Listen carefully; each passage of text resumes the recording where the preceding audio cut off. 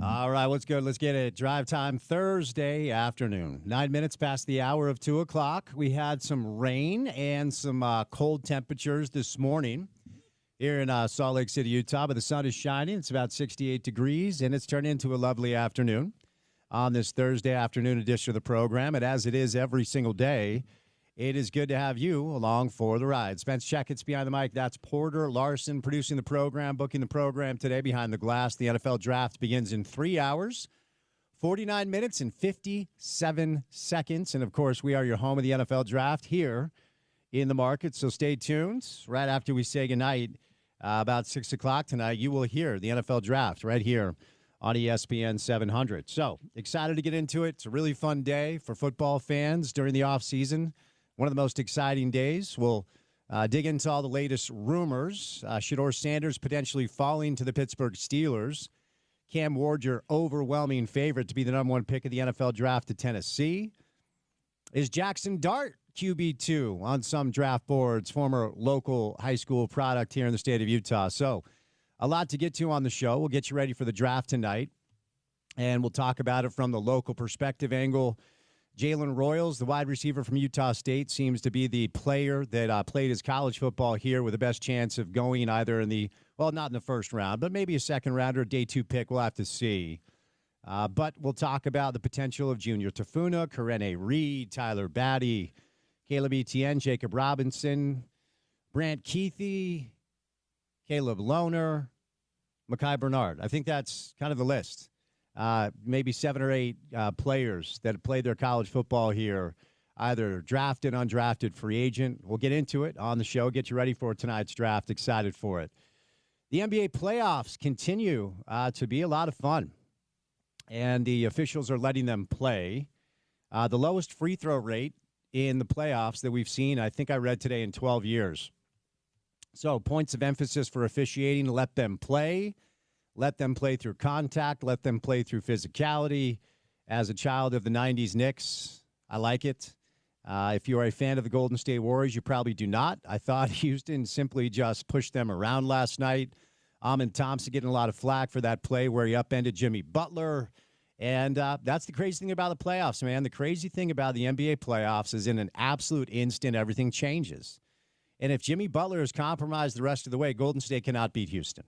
I'm ready to say that. So, saw a fun game last night in Houston. I realized that I really hate the Houston Rockets. I'll tell you why a little bit later. Not just this iteration. I'm not a big fan of theirs, but not a big fan of the organization. Donovan Mitchell, another 30-piece last night as the Cavs held off the Heat. They now have a 2-0 lead.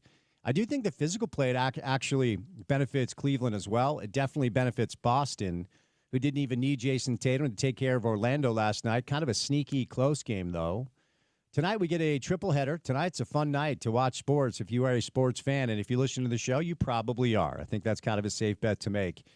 The Knicks and the Pistons move that series to Little Caesars Arena in Detroit, Michigan, where it's tied up a 1-game apiece after Cade Cunningham went off at the Garden to tie it up at 1. Do we care about the Grizzlies and Thunder? I don't know. Maybe Memphis can stay within 20 tonight. It is at the Grindhouse, the FedEx Forum in Memphis, Tennessee. And the Nuggets will try to bounce back in Inglewood at the Intuit Dome as they take on the LA Clippers. That series deadlocked at 1 game apiece. For Jazz fans, we are inching closer and closer to Draft Lottery Day. That is the next day of interest for Jazz fans, as for the 3rd straight year, no spring basketball here in Salt Lake City. A lot of conversations about what the Jazz will do, predicated upon where they will draft. And so we'll get into some of that on the show today. We'll continue to get to know some of these young prospects.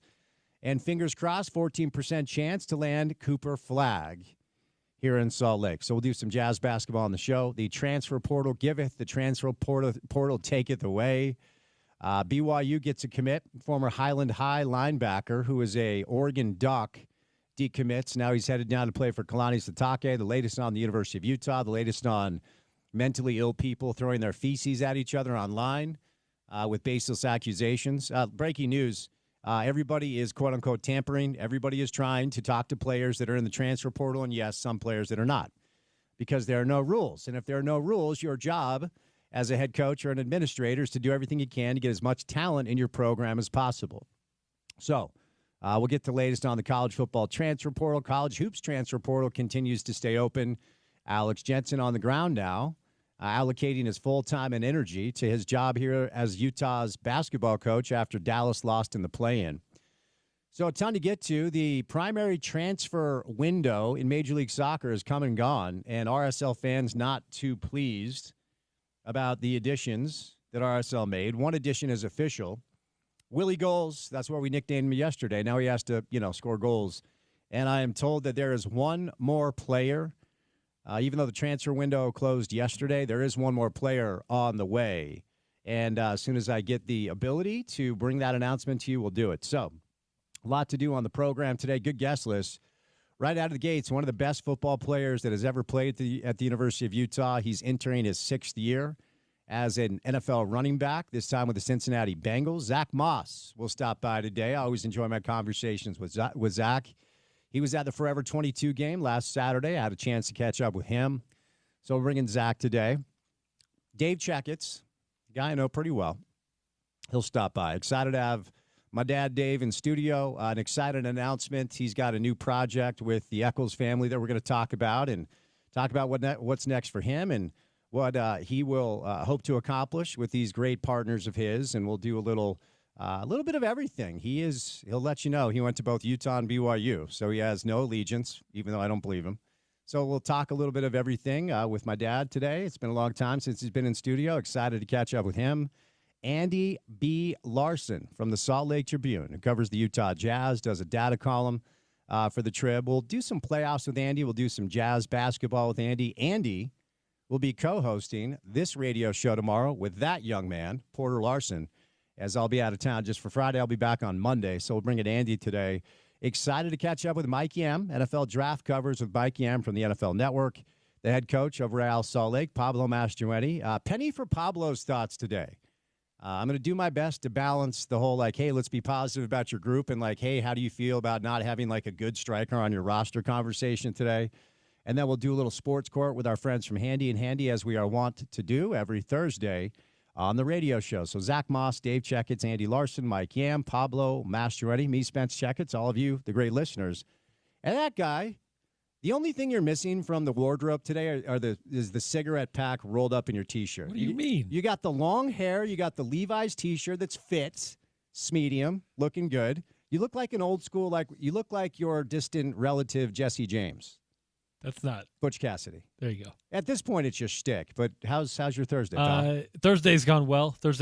Unintentional. It's a large. I'm just almost 200 pounds at the moment. Are you really? Yeah, which is a development. Is it bulking season? More of the 2 years of breakfast burritos and whatnot. It was kind of intentional, though. I was running and not, putting on any weight. So okay. So it's all good. But yeah, Thursday's gone well. Looking forward to hosting the show with Andy tomorrow. Looking forward to seeing Big Dave here in studio today. I'm sure plenty to discuss with him, plenty to catch up on with developments here in the market and with the soccer club and NBA playoffs, of course. Just a side note today.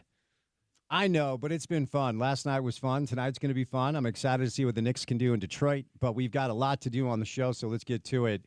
Our first guest will be the great Zach Moss. But before we get to Zach, courtesy of our good friends, your good friends too, at Prize Picks, it is time now for your opening tip. Welcome to The Drive with Spence Checketts on Utah's #1 sports talk. Now into the studios of ESPN 700 to set the scene for the show. The opening tip of The Drive is brought to you by Prize Picks. Use the code ESPN 700 and run your game with Prize Picks. Cash in on the basketball playoffs with Prize Picks. Don't miss your last chance to add your favorite players from the court to your Prize Picks lineup. Whether it's points, rebounds, or assists, take your pick of more or less for a shot to win up to 1,000 times your cash today. Turn those playoff hot takes into tickets to basketball's championship series. Starting with the play-in round, every lineup you make on Prize Picks will enter you into the Take-Two ticket sweepstakes, which could get you and a +1 a VIP trip to the ship. So here's what you do. You download that Prize Picks app today. Use the promo code ESPN700 at checkout. You're going to get $50 when you play that first $5 bet. Do not even need to win the $5 bet to get the $50. It is on the house. So download that Prize Picks app today. Use the promo code ESPN700. Tonight I'm going less on Cade Cunningham, 27.5 points. I'm going less on Jalen Brunson, 28.5 points. I'm going more on Mikal Bridges, 15.5 points, and I'm going less on James Harden, 22.5 points. So there you go, entertainment purposes only, but check him out. It's a fun way to kind of get in on the action if you've ever been interested in throwing a couple of ducats on any games. All right, NFL Draft is tonight. When we say goodnight at 6 o'clock, it will be time for the NFL Draft. You can hear it on our radio station. So kind of attack this from a couple of different angles. The overwhelming favorite in Vegas to be off the board, number one, is Cam Ward. Of course, the Tennessee Titans with the number one overall pick. Will Levis has never really fully lived up to the potential they thought that he had. It's interesting listening to a lot of draft experts break this stuff down. What were there, 5 or 6 quarterbacks picked last year in the top, like 12 or 13? And according to what most people believe, Cam would not have even been among the top 5 or 6. So like 5 or 6 prospects last year, Jaden Daniels, Bo Nix, J.J. McCarthy, et cetera, all with better grades than Cam Ward. And it was making me think about the Utah Jazz this year because the Tennessee Titans simply have bad luck. It's not the right year to have the number one overall pick. And, you know, it is kind of part of the game. Of course, you would always want the number one overall pick, but also part of having success in that area is having the number one pick during the right draft cycle, like the Spurs did years ago with David Robinson and Tim Duncan. And, of course, more serendipitous luck for them as they have Victor Wembanyama. And if the Jazz are able to grab number one overall this year, it is the right year to have it, as most people believe Cooper Flagg is a franchise-changing piece. So not a lot of intrigue at 1. And I don't think there's a lot of intrigue at 2, although certain people disagree. It feels like Cleveland is going to go Travis Hunter. Now, Adam Schefter has reported earlier today Cleveland is also interested in trading back in to the first round, late in the first round, to try to grab Shedeur Sanders to pair him with Travis Hunter. Of course, those two playing together in college for a number of years. But the Shedeur Sanders conversation continues to be really, really interesting because the Vegas odds right now have him sliding all the way to the Steelers at number 21, where Pittsburgh is clearly going to have to find a quarterback after they decided to dance with, you know, the dude that is more interested in sitting in a cave in silence, taking ayahuasca and talking to butterflies than he is playing quarterback. So Aaron Rodgers continues to kind of string them along. It feels like they have to take a quarterback. And it's interesting to consider the way NFL teams have approached taking quarterbacks over the past 10 years. Not a lot of teams go quarterback in the second round because if you've identified your guy, you want to take him as soon as possible. Side note, by the way, there are rumors that Jackson Dart has emerged as QB2 on a lot of teams' draft boards behind Cam Ward and not Shedeur Sanders. So if Shedeur slides past Pittsburgh, the rumors are the Browns are going to try to trade back into the first round. What Field Yates is talking about is the Commanders at 29, where maybe the Steelers trade back in at 29 and grab Shedeur Sanders to pair him next to Travis Hunter. But only 6 quarterbacks have been taken in the second round in the past 10 years. 35 quarterbacks have been taken in the first round. So if you know that you have your guy, you use the pick in the first round on him. I don't really know why Shedeur has slidden. I mean, if you remember, I would say halfway through the college football season, Shedeur was being talked about as one of the Heisman Trophy favorites. Now, of course, that went to his teammate, Travis Hunter. And he was talked about by a lot of very smart football people as a guy that could go number one overall. And now we're sitting here on draft day, and we might have the story of the draft, which is Shedeur Sanders sliding all the way down to the late first round. Can't really pinpoint why, not really sure, but we'll kind of see how that goes. So, again, no intrigue at the top. The overwhelming favorite in Vegas to be taken by Tennessee is Cam Ward. Travis Hunter appears to be the pick at 2. What did the Giants do at 3?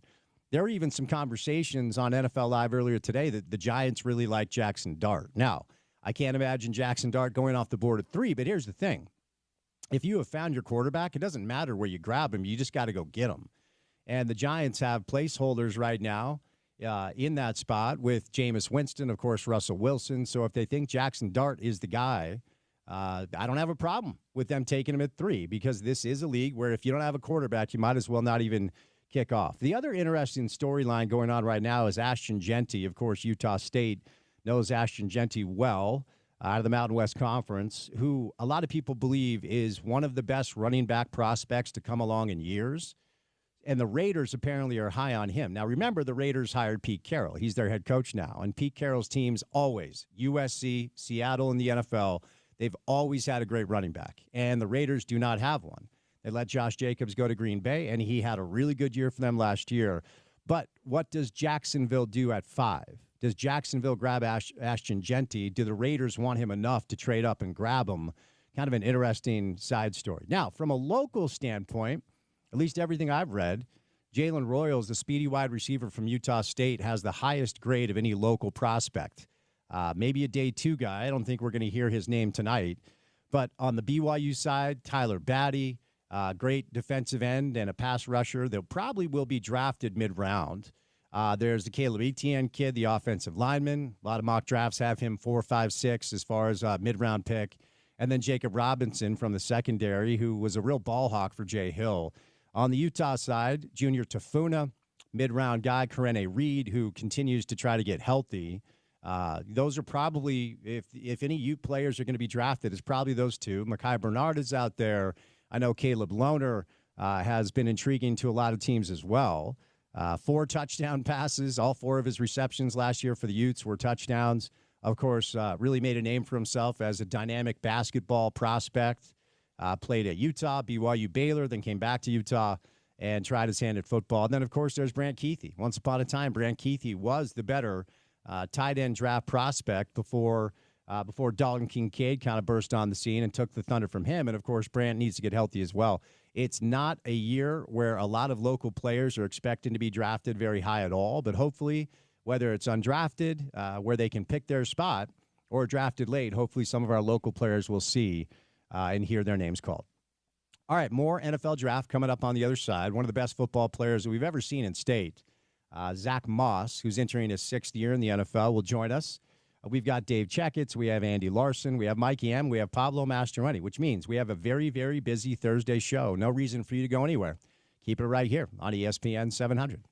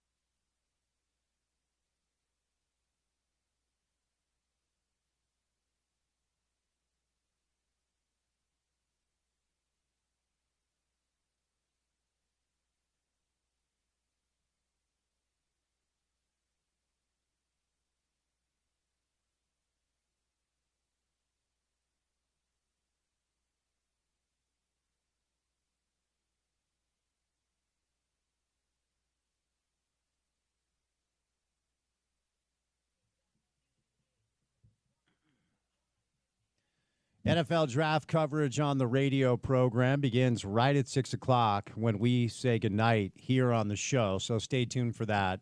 Not a lot of intrigue at the top. Even Vegas has overwhelming odds in the direction of Cam Ward being the selection from Tennessee.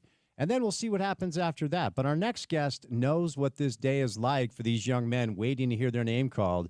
One of the best players that we've ever had in state from the University of Utah, entering his 6th season in the NFL with Cincinnati. Friend of the show, Zach Moss, on a draft day Thursday. Zach, happy Thursday, man. How you doing? Good, man. How are you? I'm well. I appreciate your time. I want you to take us back to your draft day and tell us what that was like. What'd you do? Who were you with? And how did you handle the emotions of a day that changed your life, Zach? Yeah, it was a great day, man. Honestly, my year was different during COVID, so didn't get an opportunity to do, a bigger thing and stuff like that, but still was surrounded by loved ones and things of that nature. But, in the day, no matter what, just hearing your name called, flash across TV and things of that nature, something you definitely never forget for sure. When did you know that it was going to be Buffalo? When were you told that the Bills were taking you in the 3rd round? Literally probably 2-3 minutes before, came up on the TV and things like that. They called me and let me know that they were going to select me there in the 3rd round with their pick and stuff like that. It was crazy because I didn't know where I was going to go. I didn't even really have Buffalo on my radar. Like I said, it was COVID, so, all the top 30 visits and all these different things that you have to go do as draftees, I didn't get a chance to do any of that. So it was literally just up in the air and seeing who was going to select me whenever they did. Wow, just a couple of minutes before. So now I've got to know what the emotions were like when you heard your name. Like all of us at some point, if you're in the business or if you're listening to sports talk radio, there's a chance that most everybody dreamed of doing what you still do to this day and having a moment like hearing your name called during the NFL draft. What was that moment like for you, Zach? It was definitely surreal to some degree. I think I've always worked, pretty hard to put myself in that, to give myself opportunity to be able to hear my name called. So, when I did hear it called, it was definitely surreal, but, it felt like a good moment of validation of all the work I've done and, the things I had to overcome and all those different type of things. So just hearing my name was like a validation in that moment. I didn't get really emotional and things like that because I knew it was still a lot of work to do. 6 years later, I'm still trying to do that work to, do the things I really want to do in life. And you continue to do it. And there was some news that broke a couple of days ago that you and the Bengals agreed to terms where you've restructured your deal a little bit. So tell us what that process has been like. And also, most importantly, Zach, I probably buried the lead. You're not supposed to do that in this business. How are you doing? How is your health? I'm doing good, man. Just, taking it day by day and, just doing the best I can do to be ready for another year in the league and things like that. But, yeah, restructure the deal to come back to Cincinnati. Got a lot of good people there, and we got a really good team. So decided to be a part of that process again with those type of people. What do you guys – let's talk about the Bengals for a moment, because last year it was just strange. You ended the season on a wild run because there – and you know this – there is so much talent in your locker room. And so ultimately when you start out the season, you're not winning football games and – a lot of this, it is on the defensive side of the ball because you obviously have Burrow, you get those 2 wide receivers back, and you've got a great running back room. Obviously you among the 3 backs that will be running and blocking for the Bengals coming up this year. But how would you articulate how last year went, and what are you guys hoping to accomplish this year? Yeah, last year was tough, man. I think us being so young on the defense side of the ball, it was just one of those years where it felt like no matter what you kind of did right, something always kind of went wrong. And playing in that division, AFC North, man, you got to be ready to go each and every week. It's a real tough physical division. You factor in the weather in those cities and stuff like that as well. And, It was just a hard year. We got a lot of good quarterbacks in that division as well.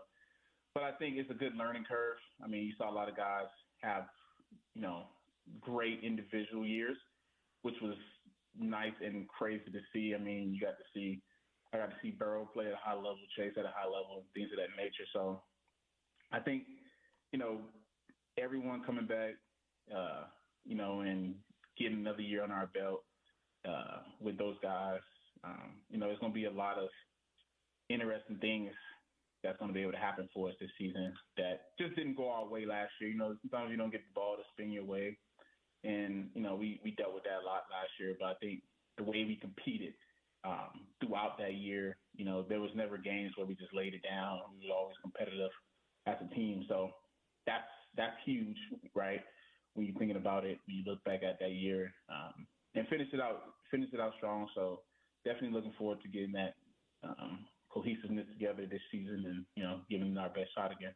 I'm going to ask you kind of a little bit of a fanboy question, which I never do. But you hear a lot of people talk about the best wide receivers in the NFL, and there's a lot of Justin Jefferson. There's a lot of Tyreek when he's healthy. There's a lot of A.J. Brown. I think it's Jamar. I think it's Jamar. And I've got to know what it's like.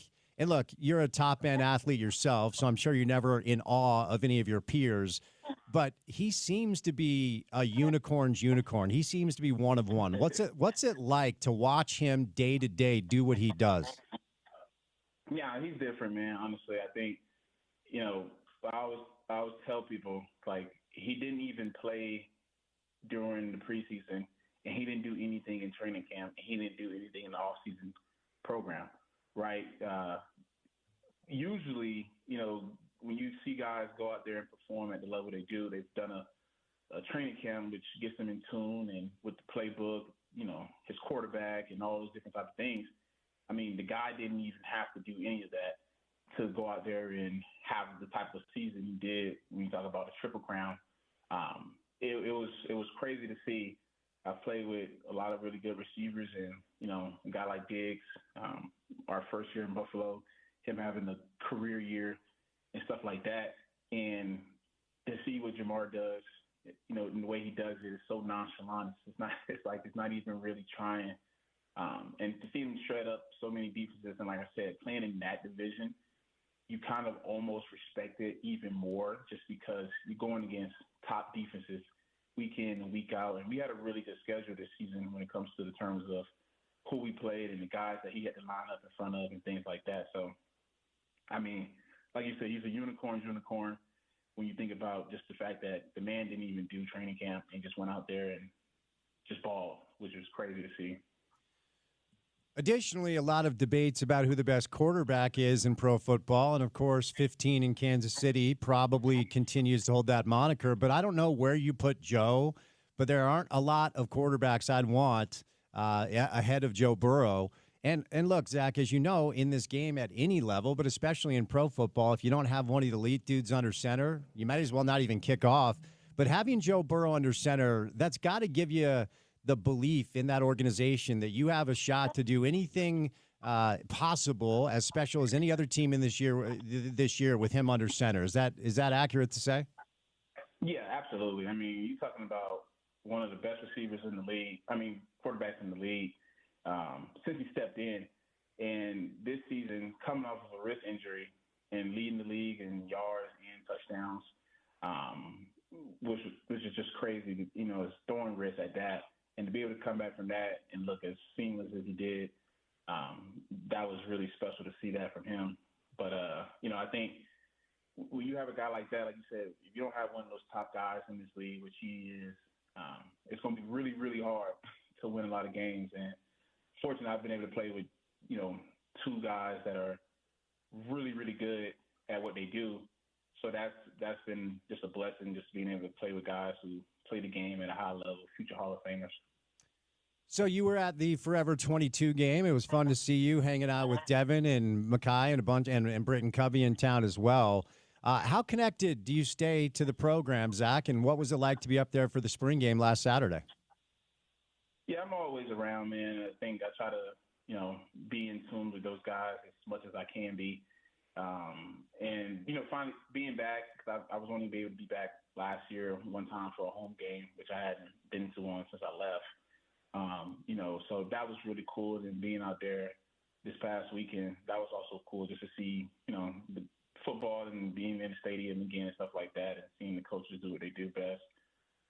But I try to stay interlocked with the school as much as I can. And I live here now, so, I think anytime I'm able just to be around the game for one, and then be around, people with familiar faces that I know in a program that has helped me tremendously, I think is always a good thing for sure.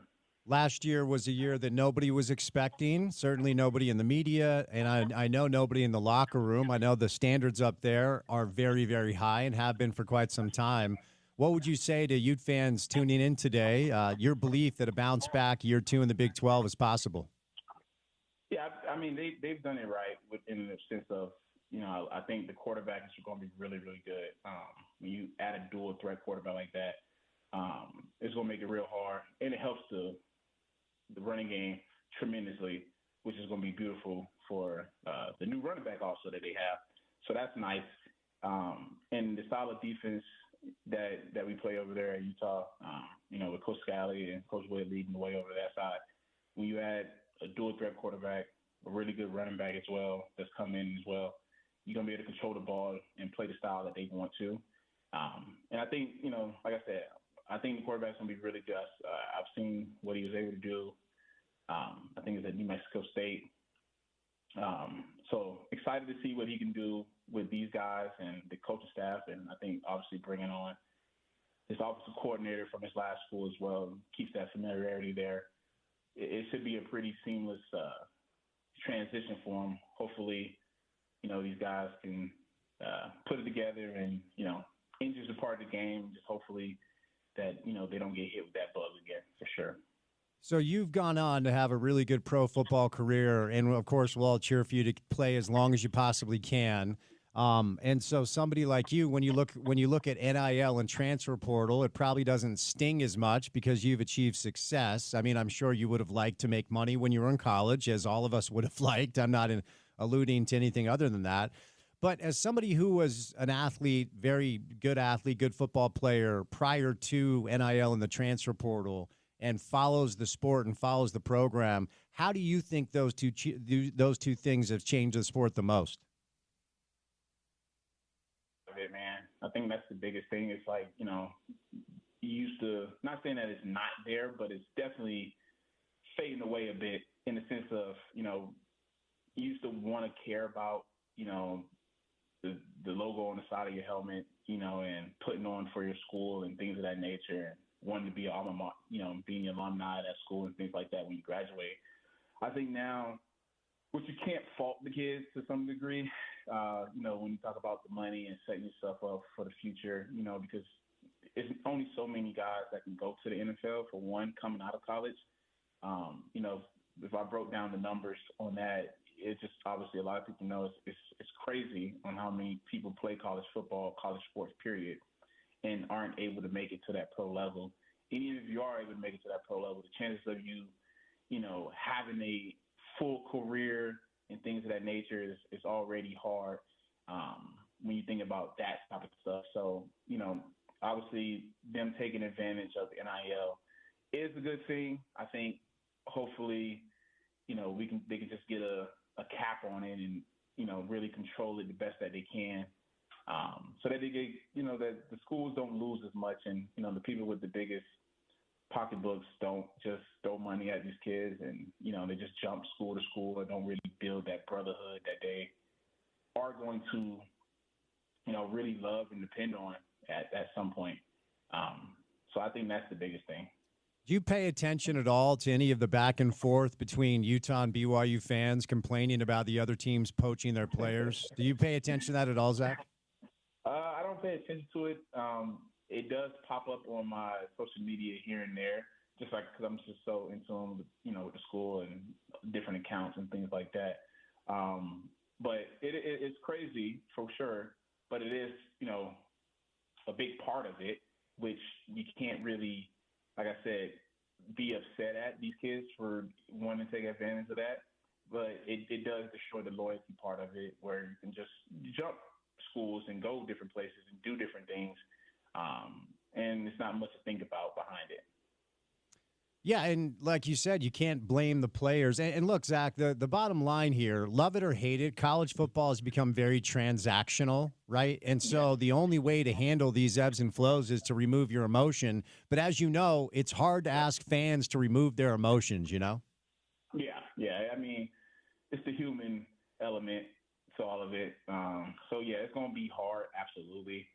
But like I said, hopefully, NCAA, they can figure out a way to make it more, even around all the schools. That way, it doesn't lose. You don't lose the integrity of the college sport game, which I think is, has been so great for so long for a reason. And it's definitely time for the athletes to get paid, but there's always better ways to do a lot of different things in life.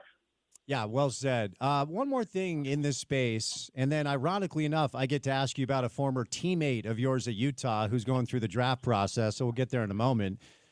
Like I said, you've gone on to the NFL. You've had a really good career, and you'll continue to.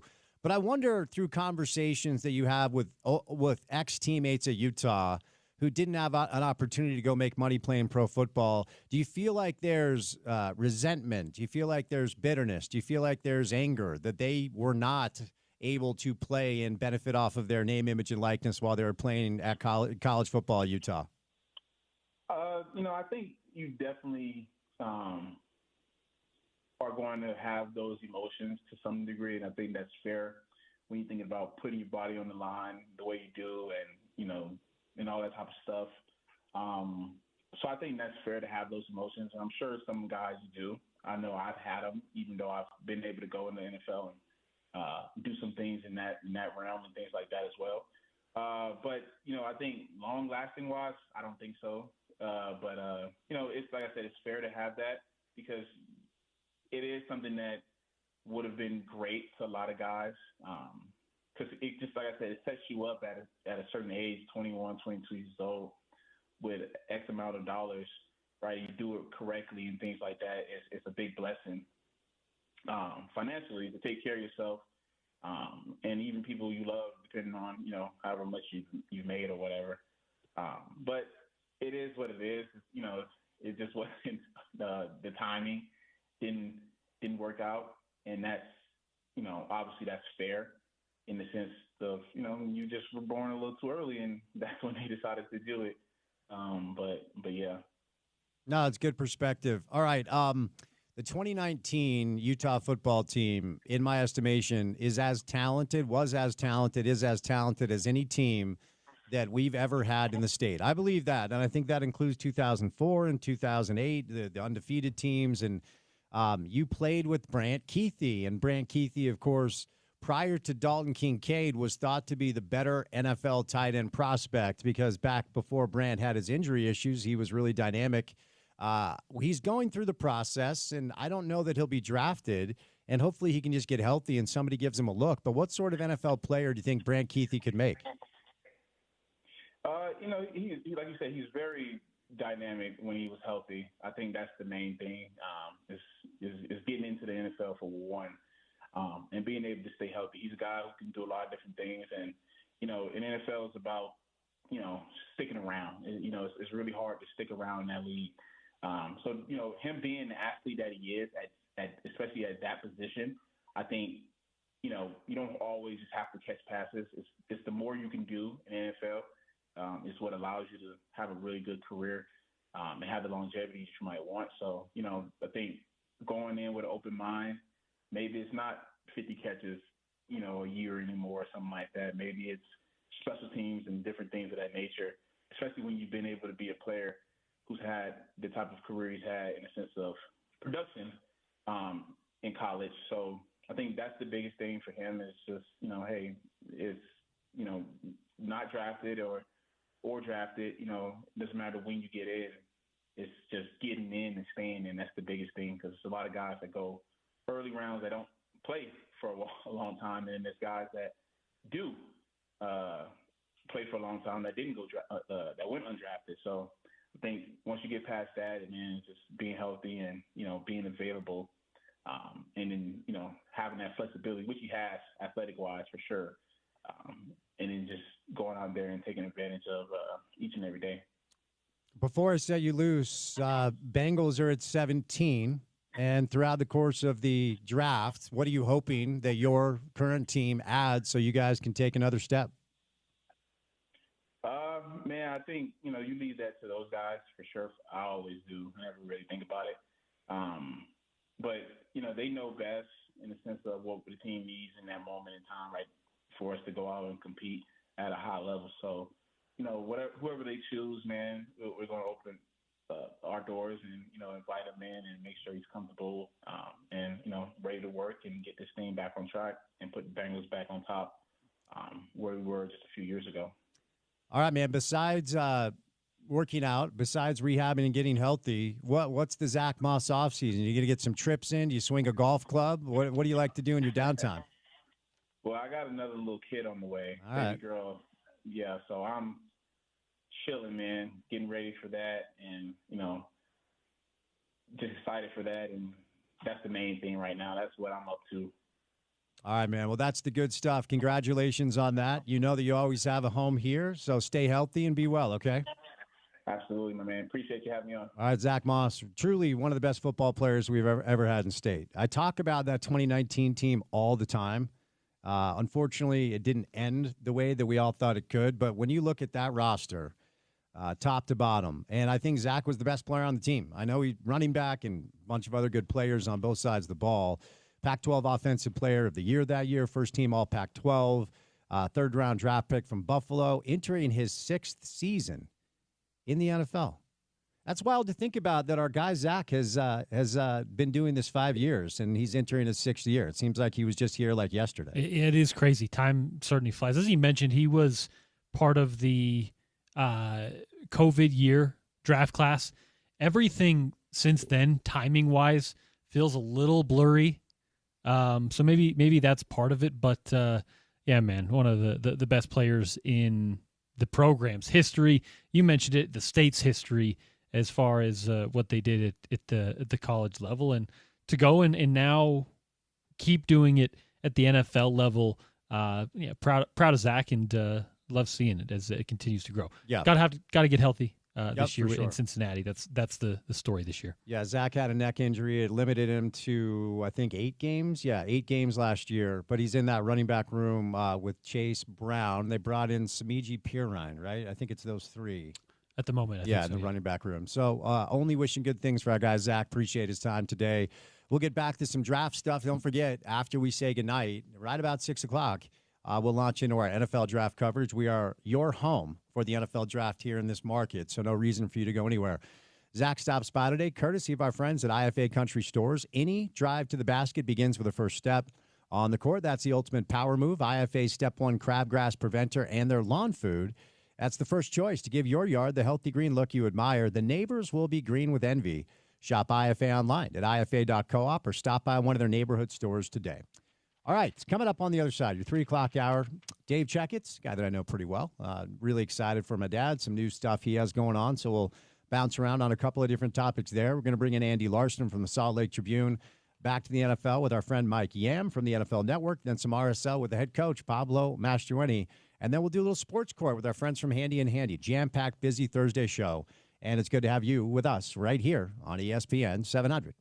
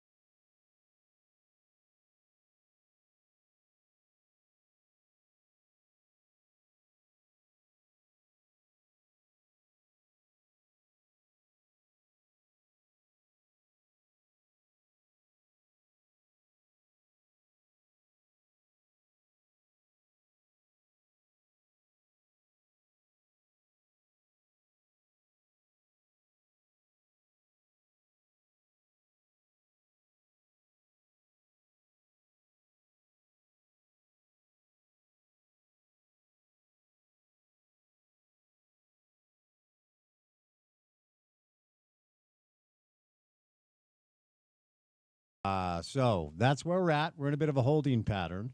Usually these are for guests that, you book and you're not sure what the deal is. So we're going to bring in my dad coming up in a little bit, Dave Checketts. A new project for him, a new partnership with the Eccles family that we're going to talk about. Really exciting things. Happy for him. They've been working on this for quite some time. We do have Andy Larson from the Salt Lake Tribune coming up in a little bit. Mike Yam from the NFL Network will stop by. Pablo Mastroeni, the head coach of RSL. So we just had Zach Moss on. And, Porter, we've talked about this before, but every time I pull up the roster for the Utah football team from 2019, you just shake your head. And again, it didn't end the way that we all thought it could. It's kind of wild that I can ask Zach Moss about Brant Keithy, that they played together. Right. Of course, Brant had the medical year, the COVID year allowed some more eligibility.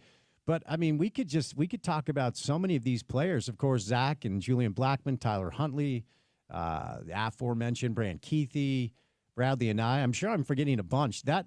Every time we have this topic, whether it's Zach hopping on the show, we talk about some of the best football teams we've ever had in the state.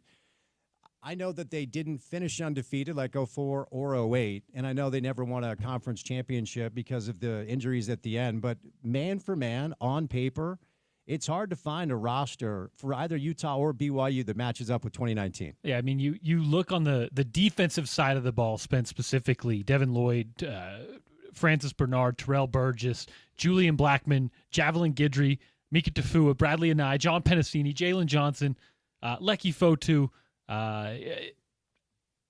Josh Nurse was on that team, Huati Pututau.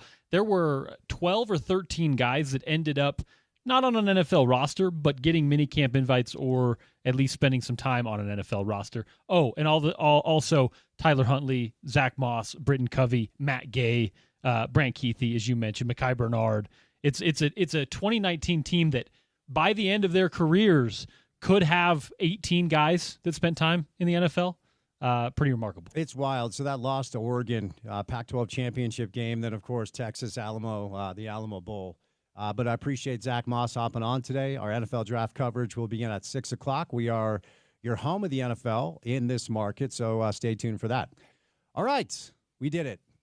You did miss Neil Young, old man. No. Really? You know what, Porter? Let's fire that back up because I know that would put him in the right frame of mind. I was debating which songs to play for you today, and I landed on Neil Young, which I figured you'd appreciate. Hi, Dad. Hi, son, but what is the right frame of mind to go on your son's radio show exactly? That's an excellent question. You should do this for a living. That's a good question. I mean, just put you in a good mood because you are a Neil Young fan. I am. I love that song, too. It's a great song. Yep. How you doing? I'm doing great. I just came last night from 3 days in Nashville at the World Congress of Sport, and it was just amazing to see so many people I haven't seen in a long time, owners and presidents and people that have commissioners that have been around sport, and I was I was privileged enough to be given an honor there. I was honored as I think they call it the sports champions, pioneers and innovators. Pioneers Yes. and innovators. And you were rightly honored for that. Okay, it was a just reward that you've earned. It was a great honor. Well, thank you for that. It was very nicely done. I have a beautiful statuette to go in my study, and then, as you know, your youngest sibling was also given a chance there by her agents. CAA was sponsoring the whole thing. Yeah. So they arranged for her to speak after Adam Silver spoke. Yeah. I mean, here's Lily Checketts Shimbashi going up on the stage to talk about her business and especially about engaging women as fans of your team and what a positive thing that is. And then they asked me to introduce her. So the whole thing was fun. It was really fun. Tremendously impressed with Lil's, former friend of the program when she first started Sports-ish. We had her on almost on a weekly basis, I was right? going to say, does she even want to anymore? No, she's too big for us. She doesn't even return our calls. But Really, really proud of her and what she's built. And you know what's funny? I've had multiple people over the past few months somehow find out that we're related, Lily and I, because her married name is Shimbashi, and Right. so if you just see Lily Shimbashi, and I've had direct messages from women that I went to school with, like, wait, Lily is your sister? We love what she's doing. So people haven't even really made the connection, and it's got to make you a proud dad to see what she's built because she's worked real hard at it. It does, and I'm not sure it's for better or for worse, but her agents represented and they basically were sold on the fact that she had to start going by Lily Checketts Shimbashi. And I said to her husband, I said, look, this was not me. I did not say this needed to be a hyphenated name or anything else. But I have noticed that that's what Sports Business Journal calls her now. And it, to the extent, if it helps her at all in this industry of ours, I'm all for it. Yeah, no, for sure. I'm so proud of her. Watching those videos of her on stage, just owning it. She stepped up and did a really good job. So, exciting news broke last week, and you've been working on this for a while now with the Eccles family, who, of course, sports business royalty in our state. And I often say Spence Checketts does not receive the credit he deserves for a myriad of things. I mean, his name is on a bunch of buildings at the U. But take us through this process, your new partnership with the Eccles family, and what should the community know about what's coming up next? Okay. So it was 2021 when your mom and I returned from England after 3 years serving as mission leaders there, and it was just one of the great experiences of my life. 700 volunteers, 54 countries, during 50 COVID. languages. You were COVID mission presidents. Yes. So we had 20 months without COVID and 16 months with, but I came home just exhausted because there wasn't a single week that it wasn't like working 90-hour weeks. That's what's necessary to do that job. And so I'm glad that they're calling younger and younger guys and women to do that. But anyway, when I came home, I knew a couple of things. One, I wanted to work with my sons. Two, I wanted to work with my daughters. I didn't want to jump into the industry right away. It's now been 3.5 years since we've been home. And earlier this year, I started to think that I'd like the last chapter of my career, the last 10 years, because I think I'll work another 10 years. But I'd like the last 10 years to be in a situation where I have a significant sports fund and can invest it in the many opportunities that I just uncover literally weekly. Yeah. That are good places to invest. Our industry, even during COVID, when the rest of the world was in financial crisis, sports continued to grow 7% a year. During COVID. During COVID. Yeah. When the financial crisis of COVID and everything that stopped, but sports continued to grow. And so this is an industry I've been in for a long time. And so it became about identifying who would I like to do this with. Because I felt like the firm that I founded in New York has a lot of really good people, but it's lacking the kind of investment expertise that it would take to both raise a large fund and to invest a large fund. And I was out here actually in Deer Valley, and it was a conference put on by a private equity fund, and you came up and interviewed me when we talked about sports and collegiate sports and where to invest in sports. We got Rick Neuheisel on the panel. It was fun. Right. That was fun. And then the next night, Mitt Romney came up and spoke. And I've known Mitt since my days in Boston at Bain a million years ago, but I've never seen him so relaxed as he was that night. He came up and spoke. He has a lot of concerns about our country, but we'll leave that alone. We could go for hours on that because I'm right with him on his views. But anyway, at the end of it, a lot of people ask him questions, and one question was, where will you invest now? What are you going to do? He said he was moving to Florida. He wanted Ann to ride horses. I'm not going to share anything that I don't think he would want shared, but when he talked about how he was going to invest, he said, I'm no longer looking at internal rates of return. I'm not looking for track records. I'm looking for people that I trust. I want to do things with people that I trust. Mm-hmm. And you have to understand, when I came to Salt Lake in 1983 to try to save the Utah Jazz and turn it around, my one friend in town consistently was the president of First Security Bank and the chairman, Spencer Checketts, who's now 90 years old. He still skis. Yeah, he does. I see him up at the Ute games. I see him at the Jazz games. And every time I see him, we go back to the old days and we talk about, hey, Spence, if you hadn't done that $8 million loan, when no one else would help us, and we weren't making payroll, and we were losing a fortune, and we were drawing 6,000 people a night, and no one told me, not even David Stern, that this club was on the verge of bankruptcy. But it was Spencer Checketts who understood that if Salt Lake lost the Jazz, we would go a long time before we ever got another NBA team. And I think he pushed his board into making a loan that no one else would, because Larry Miller was the borrower. Larry Miller owned exactly 2 dealerships. Larry Miller didn't have the net worth to borrow that money, but Spencer was so impressed with the things we were starting to do with the team, and with Larry's earnest desire to keep it here. He found a kindred soul. He made the loan. We paid off the debt. We put $2 million into the bank. I remember that day thinking, oh, my gosh, the heavens have opened up. And today that's pennies. But back then you needed it. You had to have it. Yeah. Yeah. And that's on the heels of in 84 drafting Stockton and 85 drafting Malone. Everybody thought we had a future suddenly.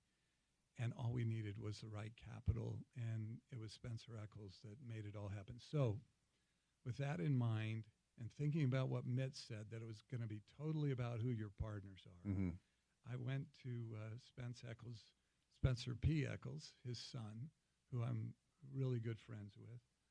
I met Randall Quarles, who is the chairman and former vice chair of the Federal Reserve, an enormously qualified Davis Polk, one of the America's premier law firms, 30-year lawyer. These 2 gentlemen sat down with me, listened to my dream about finishing by investing $1 billion or more in sports. And the conversations went really very quickly. And already we have places we can invest. There's a lot of work to do to finish up all of the administrative side of a fund. But the one thing when I go to sleep at night now is I know I've got the best partners I could ever ask for. They run a great firm. They're very successful in their own right. They didn't need to do this, but they're excited about it because you know what the Eccles family has meant to the University of Utah, to Southern Utah State. The whole state. They're all over the place. For sure. That's why I said my quote in the press release is, they were instrumental in getting the Winter Olympics here and financing so much of that. They were key in keeping the Jazz here, and they've built great collegiate programs across the state. So now to pursue this fund with them is I couldn't be happier. I couldn't be more optimistic about the things we're going to do. And and since the press release, my phone has just blown up from people all over the world that I've done business with in the past, in Japan, in certainly in London, in Germany, in France. And I'm going to be over there next week and start the process of creating a real flow of deals coming to us. So certainly, and I had a chance to see Spence up at the Utah spring football game. He sat with Ron McBride and shook his hand. He still skis, as you referenced, just turned 90 years old. And certainly with a fund as large as this and the goals you have that are as big as they are, only time will tell what the execution looks like and what you invest in. And if it's teams here in state, if it's teams across the landscape of the country, or maybe you do some international deals. Obviously, those things will manifest themselves when they do. It's not going to happen tomorrow. Right. But I'm sure people are curious if you have any tangible plans with $1.2 billion, which is the goal. We do. So we love teams, but we will probably not be buying any majority piece of a team where we determine how to run things. But I do think we'll get involved because that's what I've done. Sure. So we'll get involved with teams where they're in good markets, they have excellent operators, and they work hard. This is the Eccles value that is going to run through our organization. How are they doing in the community? And are they caring about the community? And are they making a difference in the community?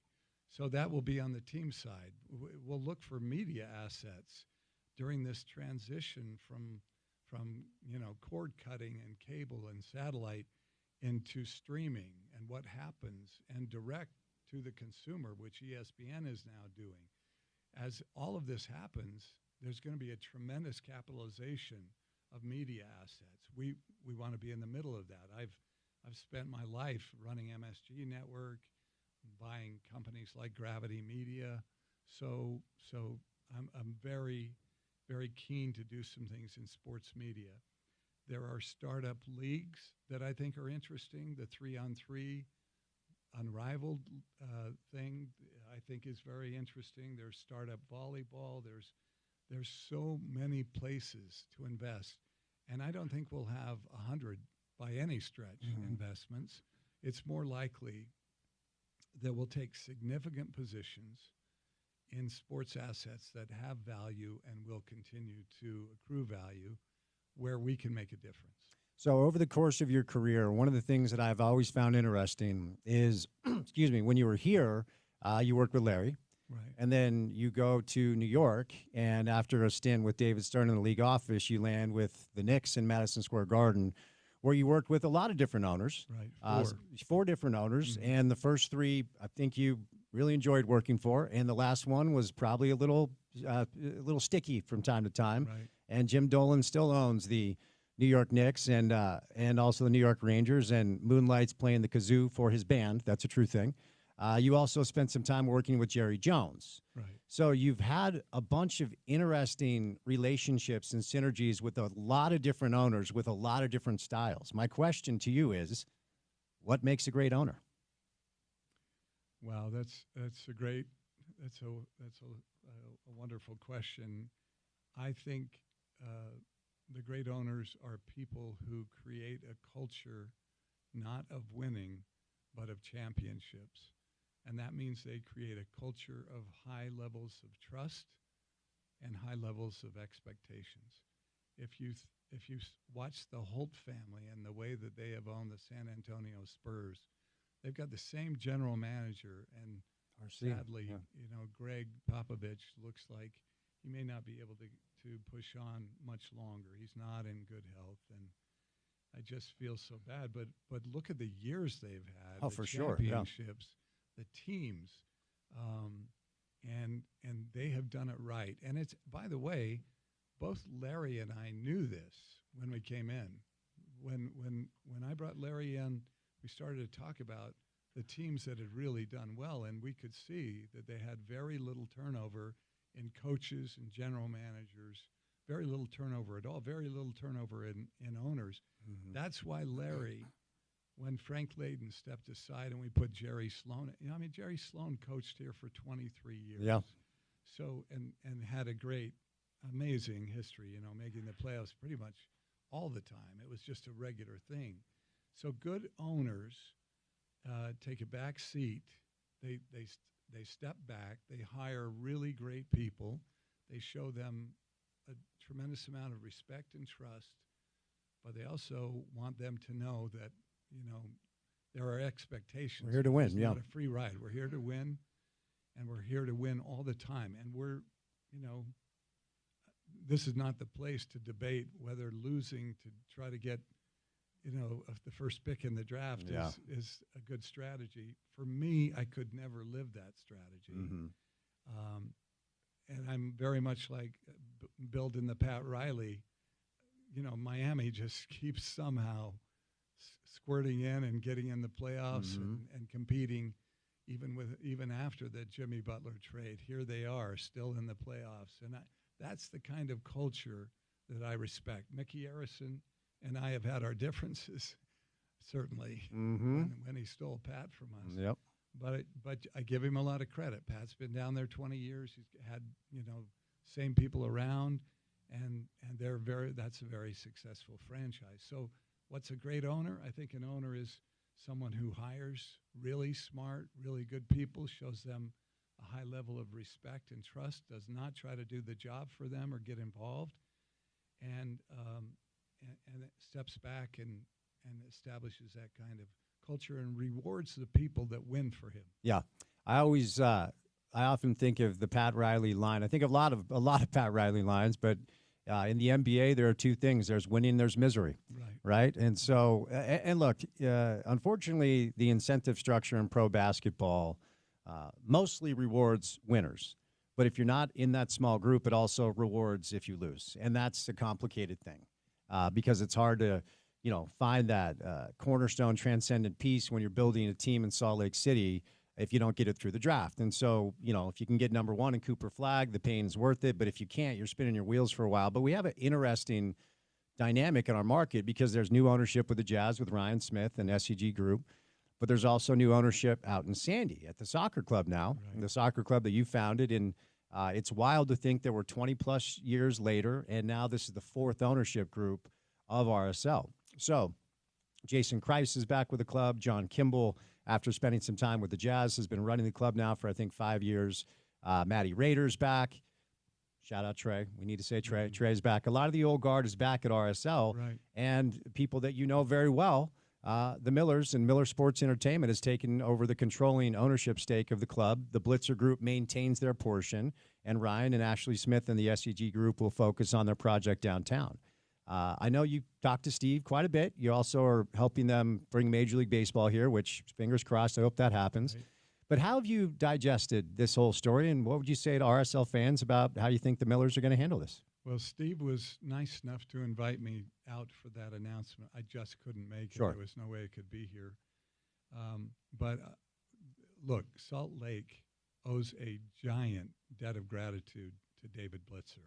Yes. Because he came in, stabilized the whole situation there, put John Kimball in permanently as president, and John's, RSL runs deeply in John's blood. He was sure does. First employee, maybe other than you. I think it was right around the same time that both of you joined. I think we give it to John. Okay. I think we'll give that to John. That's right. Yeah. So John is an extraordinary guy, and now, Dave Blitzer also let run within the organization a lot of people who understand what it was like in the early days to fight through and create a championship team in 2009 in a brand new venue, and all that it took to get there. So Tony Beltran, for instance, is in the organization. Hamisa Olave. Yeah. These guys that played for us. And then to bring Jason back was just a brilliant move. So I'm very optimistic about what's happening there. I want to be helpful to them if I can. Time will tell whether that works for them. But the Miller family were tremendous stewards for the Utah Jazz for many years. I said that in my speech at the Utah Sports Hall of Fame. I said to Gail, she was sitting right there, I said, Gail, you guys have been the best stewards the Jazz could ever have lent permanence, have built a building and then redone it and made it beautiful. Now Ryan's going to do even more with it with hockey. So, and not only that, but Utah has become like one of the most desirable sports markets in the world with the success of the college teams and the Big 12 and even the success of Weber State and Utah State and there's a level of excellence here in athletics. I hope the Jazz can can get the guys they need to get back at it over a long period of time. I know that's what they want, and I love, you know how I feel about Danny Ainge, Right? One of my dearest friends. So look, there's a lot of great things happening here with this fund. Will we have an opportunity to invest here? I think we may if we get a baseball team, for sure. But even more than that, what's next, and where are there opportunities? And I've built stadiums. I've bought television properties. This gives me a chance, literally around the world, but in Salt Lake, if it so happens, to really get back in the game. Yeah, I think it's tremendously exciting. And like you, my phone has also blown up from a lot of people wondering what this looks like, and very excited for the possibilities of, I will not call it the final chapter of your career. As your oldest son, I view you working for another 30 years, okay? So I'm not going to do the 10-year timeline. But I know you've got to go. I'm going to ask you one more question. I'm good by time-wise. Okay. Yeah. BYU needs a new athletic director. Tom Homo, after 20 years, is stepping aside, and he has done a tremendous job. Yes. Traversing through independence. I mean, when I found out that was going to be their path, I went, okay, let's see how this goes. Utah gets the Pac-12 invite. BYU, I think, out of necessity, did what they had to do, and they found their landing spot in the Big 12. And it feels like everything down there is in a really good spot. NIL has changed the game. Kevin Young, former NBA assistant, had a really good first year, a Sweet 16 team. They've got Gary Parrish, put him as his number 5 team in the country next year. Kalani had a really good year 2 in the Big 12, and they appear to have a good team coming back. As you like to remind me, you went to both schools, so I know you don't have any allegiance one way or the other, but people are wondering whether or not you have been contacted to potentially be the athletic director at BYU. Any insight there? The insight is absolutely not. No contact about that at all. And I'm not surprised, actually. I think they're probably, I don't know what they're thinking. I am on the President's Leadership Council down at BYU, and have been for a long time, and have great respect for Shane and for Keith.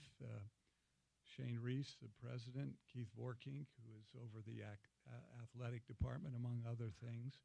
Great people. I love Tom Homo and Chad Lewis and Brian Santiago. Those guys down there are great, and I did wear that uniform. I know you did. So I kind of have always cheered for them. But what Taylor Randall has done, and the Utah athletic department and coaches and everything else, and their plans, which I know something about, are just off the charts. They are progressive. They are smart. They are engaging the community in a way that I don't think has happened before. And I don't know. Their football team had the first tough year, and it seems like forever. Yeah, Kyle spoiled everybody. The standards are sky high. When I was in school, there 5-6 wins, bowl game. Love it. But it's different now. It's different now. I know for him to be coming to the end is actually that's going to be a hard thing, because he has been a tremendous influence in the state. Yeah. So, but Spencer, when I step back and look at how the state is, as opposed to the mid-'80s when I was here trying to save the Jazz, it is vibrant. The economy is number 1 in the country. The population is young and energetic, and there's really nothing to derail it, other than petty jealousies or I mean, there's nothing better than a good rivalry, but let it be a good rivalry. Yeah. And be glad that we have all this excellence. I mean, the BYU basketball team, and when their coach, when Mark Pope left and went to Kentucky, that was a really pivotal time. They reacted quickly and got Kevin. Then Utah went and got, really a great young coach who played there. Yeah. I mean, these are all the right things, all the right steps.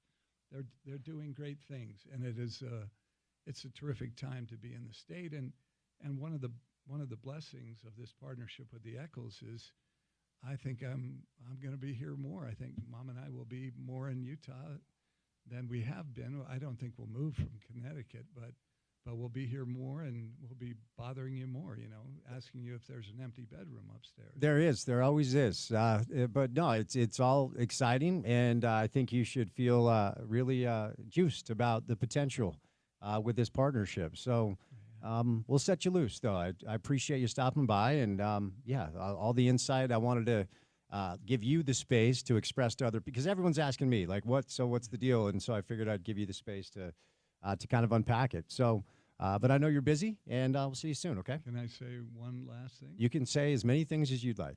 Can I say I'm really proud of you and how long thank you've you. done this show and how important you are to people in this community. They tell me this all the time. Yeah. Everybody wants to know what you're thinking about every item, and I'm really proud of the way you've handled everything. No, I appreciate it. And I think it depends on who you ask whether or not they're a fan, but that's okay. It's a phenomenal coup. It's a great way to make a living, but it's kept me around the things that I've always loved. You know that. No, and listen, you're not going to make everybody happy. Sure. And if you were making everybody happy, you wouldn't have this job. Right. Because even if they disagree with you all the time, they still want to know, what is he thinking? Sure. Okay, well, again, congratulations, and thanks for coming in. We'll see you soon. Okay, son. Okay, that's my dad. Love you. All right, we'll catch a break. Andy Larson coming up next right here on ESPN 700.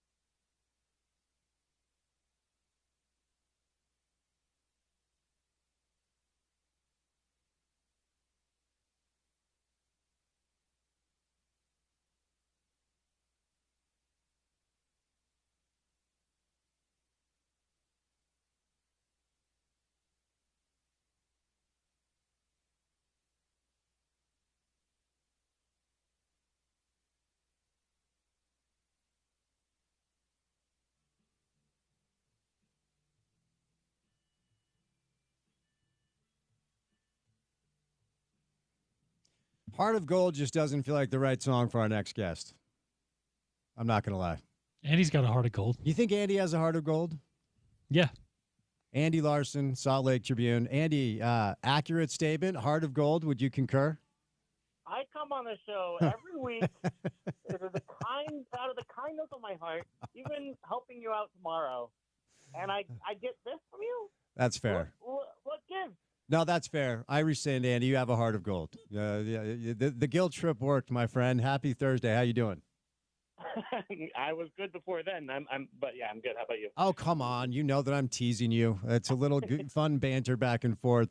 Do you want to start with your anger at the lack of additions made by our local soccer club? You know what? Sure, why not? Look, you can't. It's terrible what you've done to this fan base, to Diego Luna, to Emeka and Nelly, to the other good players on this roster to only have one designated player on it. I mean, you learned about Chicho Arango's misdiscretions 10 months ago now. You sold Gomez for $11 million 8 months ago now to only sign Willie Agata, who I like as an addition, actually, but for $500,000, not a designated player. Oh, and by the way, your actually only designated player on the roster isn't actually even very good at the MLS level. In the year that you've made the CONCACAF Champions League for the first time in a decade is just horrible. I mean, it's horrible. I think David Blitzer should be a villain in local fans' minds. I'm disappointed in the Miller Group for getting nothing done. I'm disappointed in the Miller Group for not trying to get more done over the last month and month plus since it's been clear that they're going to buy the team. And yeah, just, I just feel really bad for the Diego Lunas and the Emeka Nellies and the other players, even Pablo Mastroeni's of the world, because they have not been supported with adequate talent on this roster to really compete. Willie Agata, known around here as Willie Goals. He's the addition. Don't know much about him, but what does that do for you? Honestly, for a cheap signing, I think it is a really good cheap signing. Or I guess, a trade, but whatever. $500,000 in GAM plus maybe $350,000 next year if he sticks around. And has always had really good, kind of underlying numbers, right, where gets himself in really good positions and as a result has a lot of shots and chances on goal, has been kind of up and down at finishing them. Which is what ends up happening is if you look at kind of soccer analytics over the long term is that those kind of even out. So if a player is kind of bad at finishing earlier on in his career, you may see that as a sign of potential because they usually do figure that out and start to finish at kind of the league average or above rate or, kind of try to find some consistency. And so, I think given that, I think Willie Agata is a significant upgrade over every striker that RSL has right now, and B, a nice addition for the team that, will make them better. It's just not, he's not one of the 15 best strikers in MLS right now. So as a result, you just don't have the kind of attacking talent that the actual teams at the top do, including some small market franchises, by the way, like Columbus and Cincinnati and Nashville and, teams that are the same size as Salt Lake as a market are going after significantly better players than RSL is right now. They're able to get Johnny Russell across the line. What does that do for you? Yeah, he's 35 and was kind of washed for a really bad Kansas City team. He might be better than Tyler Wolff, though. So, hey, I don't hate it. It gives you another depth option, and this team really does lack depth right now. But it doesn't change the upside of the team at all. Does it feel like, one more thing here, because I talked to CK about this yesterday, does it feel like this is now potentially a lost season for RSL? Yeah, I mean, look, the summer transfer window is with 8 games left in the season. Right, so right. Yep. You can miss the playoffs based on what happens over the next, the first 25 games of the year. So, yeah, I mean, there's absolutely that potential. And you look at what's happened in the last few games and, heck, what happened last week and losing that game. I know it was a bad red card and, I am very angry at the referee. But, in the end, just RSL's lack of attacking quality showed again, and as it has time and time again early on in the season. It's just such a wasted opportunity for this team to be cheaped out on as much as they have been over the last 10 months. Is it? I actually wanted to ask you one thing. Is there any sort of space to allow a little bit of, I guess I'll say grace? It sounds really cheesy. As a result of what happened with the Bozanique deal, because apparently Robert Bozanique from Boa Vista was done. And then I didn't know any of this, but Boa Vista sounds like doing business with your second cousin that probably is not up to business acumen as far as the way that they operate. I don't know much about this, but he was set to be the second DP, and then apparently this Portuguese club caused issues. What's your take on that? Yeah, first of all, I mean, I did not love that as a DP signing just because his record in Portugal this year has not been very good, right? Like, he scored 4 goals in 29 games. That's not great. Certainly did have a better season the season prior, though, and, of course, there are no perfect players. But, look, it sounds like the reason that it didn't go to, because Boa Vista asked for more and kept kind of changing the terms on the negotiation. And I totally get that. So, do something before the season so that you don't have to wait 10 games into the year. But second, most importantly, it was still going to be a relatively cheap DP, right? Like, this was going to be a designated player that RSL could buy down with TAM and open up a DP slot for somebody else later on down the road. Well, I think that's like the right thing to do. It ultimately is not the designated player of the quality of a Chicho Arango or Carlos Andres Gomez, kind of a like-for-like replacement. You're talking about a TAMable DP that, again, you can buy down. It's just not the same level of player that RSL sold in the last 10 months. So, yes, that would have been, look, I understand, and you were negotiating with a weird club that doesn't pay money and was desperate and was, it was problematic. I get it.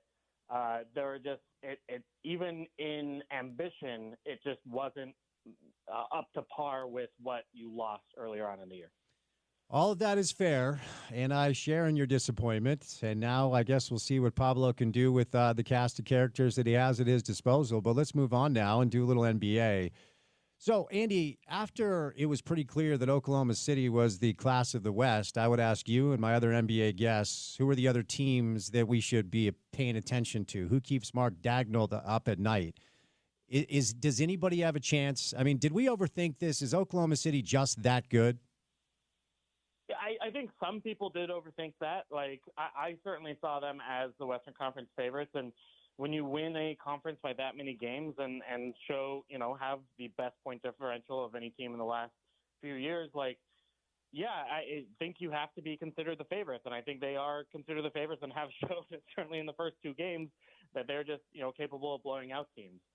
I don't think like it's a done deal yet. I think that it's totally possible that like a Lakers give them problems, Denver, even Minnesota, but I do think that ultimately like this is, the Thunder should be considered the favorites and rightfully so. It's kind of funny. Like I understand why the NBA is putting them on national TV tonight and putting the Nuggets and Clippers on NBA TV. You want to market the team that's going to be in the finals down the road, so you get great finals ratings. But I totally expect them to beat the Grizzlies by, double digits tonight, and it should be a really, really great game against the Clippers, one I'd probably rather watch instead. Weird Jazz-related question to this. I mean, and look, Sam Presti might be the best at what he does in the world, and maybe he's been the best at what he does for quite some time, but oftentimes you'll hear Jazz fans, as you know, talk about, the Lakers got Luka. They're going to be great again. The Celtics are this, the Heat are that, or whatever. Is there any sort of positive spin that we can put on the fact that Sam Presti has built a juggernaut in a city like Oklahoma City, juxtaposed to what the Jazz are trying to do in a city like Salt Lake? Yeah, look, I mean, I think it's clear that the draft is a really incredibly viable way to build teams, right? Like, I don't think you need a free agent superstar. I don't think you need to win.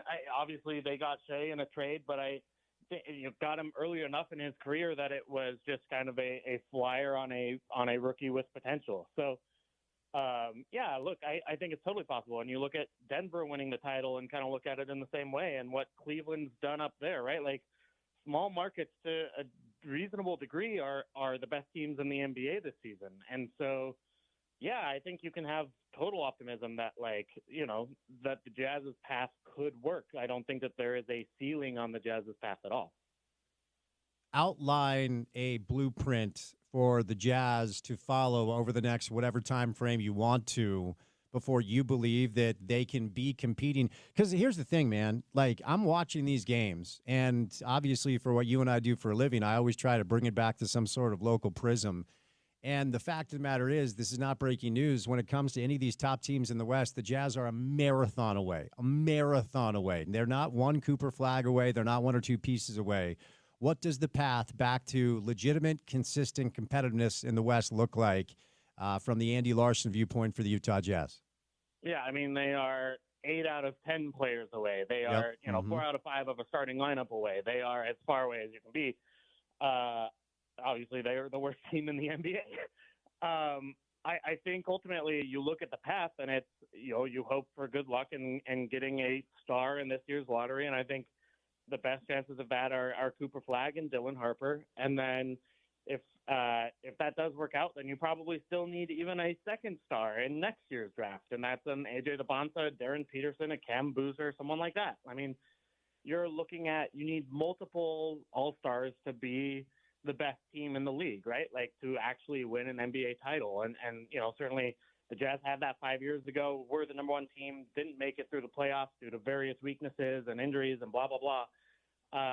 But nevertheless, like, you just need that top level talent, and then you need the role players around them. And while I think it's possible to be optimistic on the Jazz's youth turning out to be good role players, I think it's very hard to believe that they become kind of the star level players that actually drive the boat a little bit. So, yeah, I mean, you're talking multiple drafts, and then you're also talking time for those guys to develop, kind of recognizing that, like, hey, Shai Gilgeous-Alexander wasn't an MVP level candidate on day one, and neither is Cooper Flagg going to be. It took him 3, 4, 5 years. It's going to take Cooper that amount of time. It's probably going to take AJ DeBonta or whoever that amount of time. So really, you're looking at a window, you hope, 3, 4, 5, 6 years down the road. All right, let's hone in on we'll just stick with the top two, and let's just be hopeful and optimistic and positive that the Jazz don't fall further than 2. Now, the Pistons, who are back in the postseason, and an interesting case study, but they have Cade, and Cade is really, really special. They were the worst team in the league last year. They had the best chance in the number 1 pick, and they fell to 5. Now, that's the Jazz floor. They can't fall past 5. Here's what I'll ask you. For Jazz fans that are really curious, is there one comp for Cooper that you like more than the rest? Like, if it is Cooper Flagg, what sort of player should Jazz fans expect?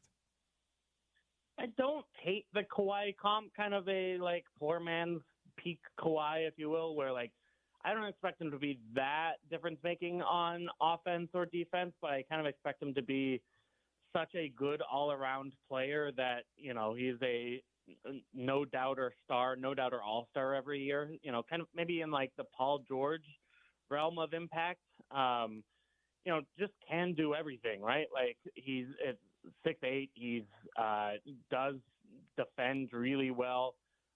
He's both on ball and help. He can shoot. He's kind of developed a pretty impressive mid-range game.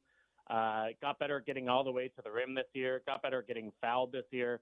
And then was one of the youngest players in college basketball this year as well, and may have been its best player at 18 years of age. So, look, I think he is absolutely the real deal. I think you can maybe question, like, hey, does he have number 1, number 2 best player in the NBA kind of potential? But heck, I wouldn't have thought that about Shai Gilgeous-Alexander or Nikola Jokic certainly when they were drafted either. And I do think you have to look at Cooper's rate of development in his career and kind of his work ethic and what everyone says about him as real pluses. Like, this kid could be really, really great. I think kind of no doubter is as a franchise piece, a franchise superstar, kind of moving forward, could absolutely make all the difference. All right, let's move over to Dylan Harper, who at the start of the year, it was kind of a conversation. Well, it was a conversation about whether or not this draft was the Cooper Flagg draft, and it clearly is.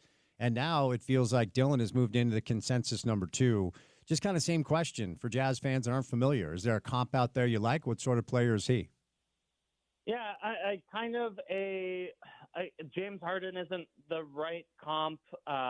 You may want to even go further back to the 90s and 2000s for a comp for him, but you're looking at like a 6'5", really talented scoring guard who also makes all the right decisions on offense. Kind of the most eye-popping part of his statistical profile is how he finishes at the rim, where I believe he was 72% last year on shots at the rim, like layups. Like that is incredibly elite for college competition, would be incredibly elite in the NBA, just finishes so well around the basket.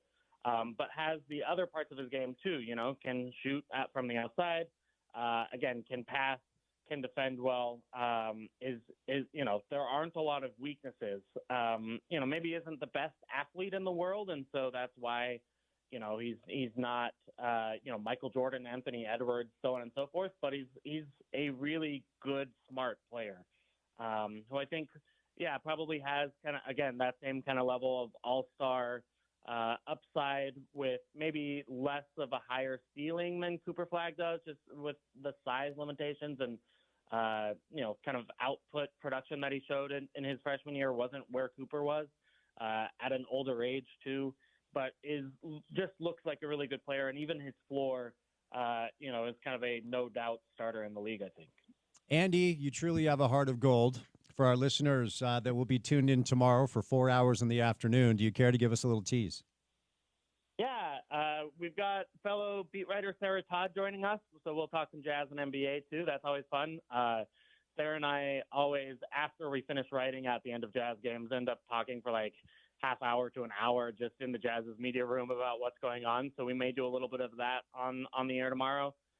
We've got Zach Harper as well. Used to host a radio show with him here in Salt Lake on this very radio station, so that'll be a cool reunion. Also, we've got Paul Pugmire golf-wise, and I believe we got one other special extra guest that I'm not announcing yet because I don't think we've booked him yet. But we'll have a lot of fun tomorrow, and I'm looking forward to it. Well, thank you, my friend, not just for filling in tomorrow, but for stopping by and dealing with a little banter back and forth. So have a great show tomorrow, and we got to get out and swing a golf club soon, okay?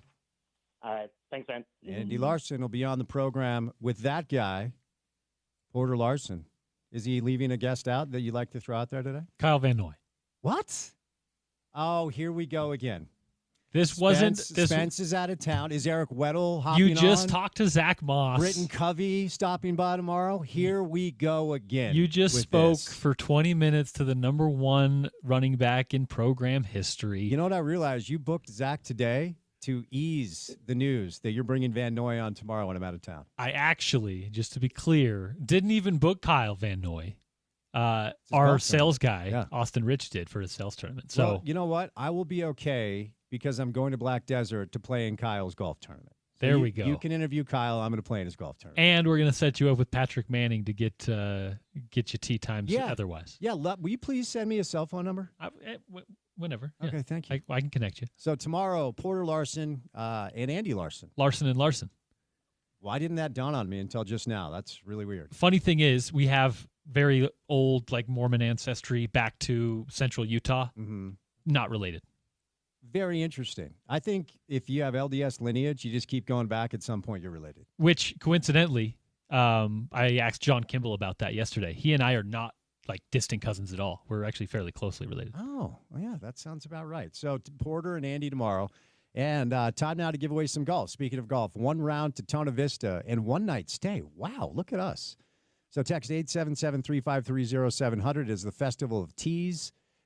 Stop by one of the 5 Utah Uinta golf locations or visit worldwidegolfshops.com for the latest deals on Pro V1X, Ping drivers, TaylorMade QI35 Woods, and Callaway AI 10-time Smart Club. So if you want a free round at Tonga Vista and a 1-night stay, text in what you want Porter and Andy to talk about tomorrow. 877-353-0700. While I'm away, what do you want to hear Porter and Andy break down?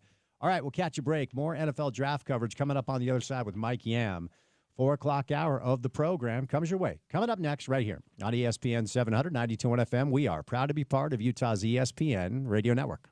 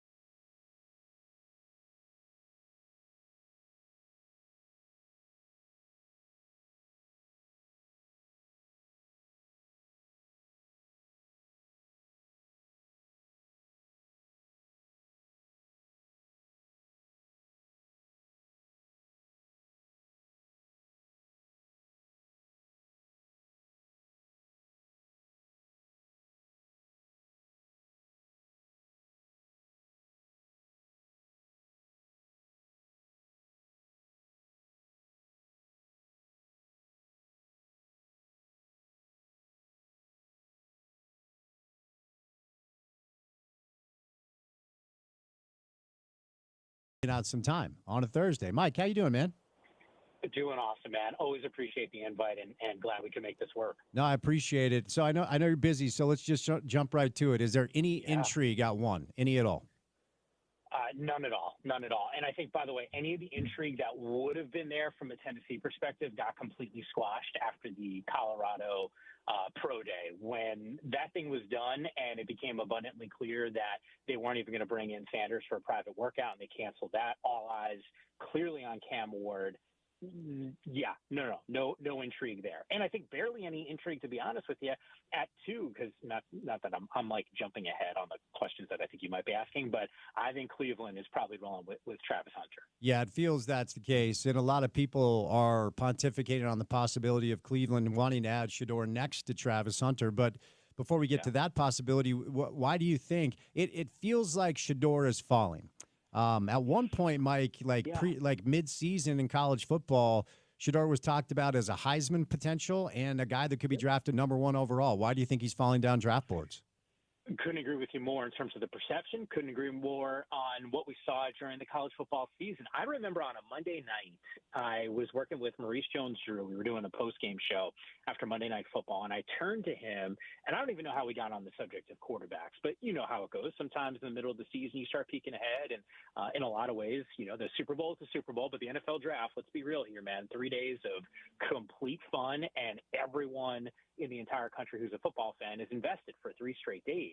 So, of course, in the middle of the season, you start thinking about those top guys. And I turned to MJD and I was like, hey, what do you think about Shedeur? Is he going to be that first quarterback taken off the board? And it felt like it was a 2-man race between Cam Ward and Sanders. And he said, yeah, there's no question he can be in that mix. And I said, well, what do you like about him? And he said, I like the fact that he knows how to make plays while running for his life, because the reality is whoever drafts him towards the top might not have a great offensive line. It might not have a ton of weapons, but he's clearly a winner. You see the turnaround that CU has made with Prime since he took over, and with Shedeur under center. Now, there's playmakers like Travis Hunter that were there. Why he's fallen, I don't entirely know. I think part of this could be, and this is just speculation, Spence, and you've been around sports your entire life, and you get this. I think people sometimes say stuff through agents, through media insiders, so that their prerogative is the one that's discussed. And maybe it's a little bit of a smokescreen. Like if you said to me, and I've seen some mocks where it's Shedeur, going, in the 20s, maybe it's, Pittsburgh, maybe it's another team that's in the mix there. I don't see that happening. I think there's such a premium at that spot that I don't think Shedeur Sanders falls outside of the top 10. I don't see that. And I think you're going to see a team potentially even move up. Carolina at 8 to me is a really intriguing spot because we know that New Orleans might be looking for a quarterback at 9. I think the Panthers and that position in particular could be where you see a trade go down for a team that's looking for a quarterback, and maybe it's Sanders.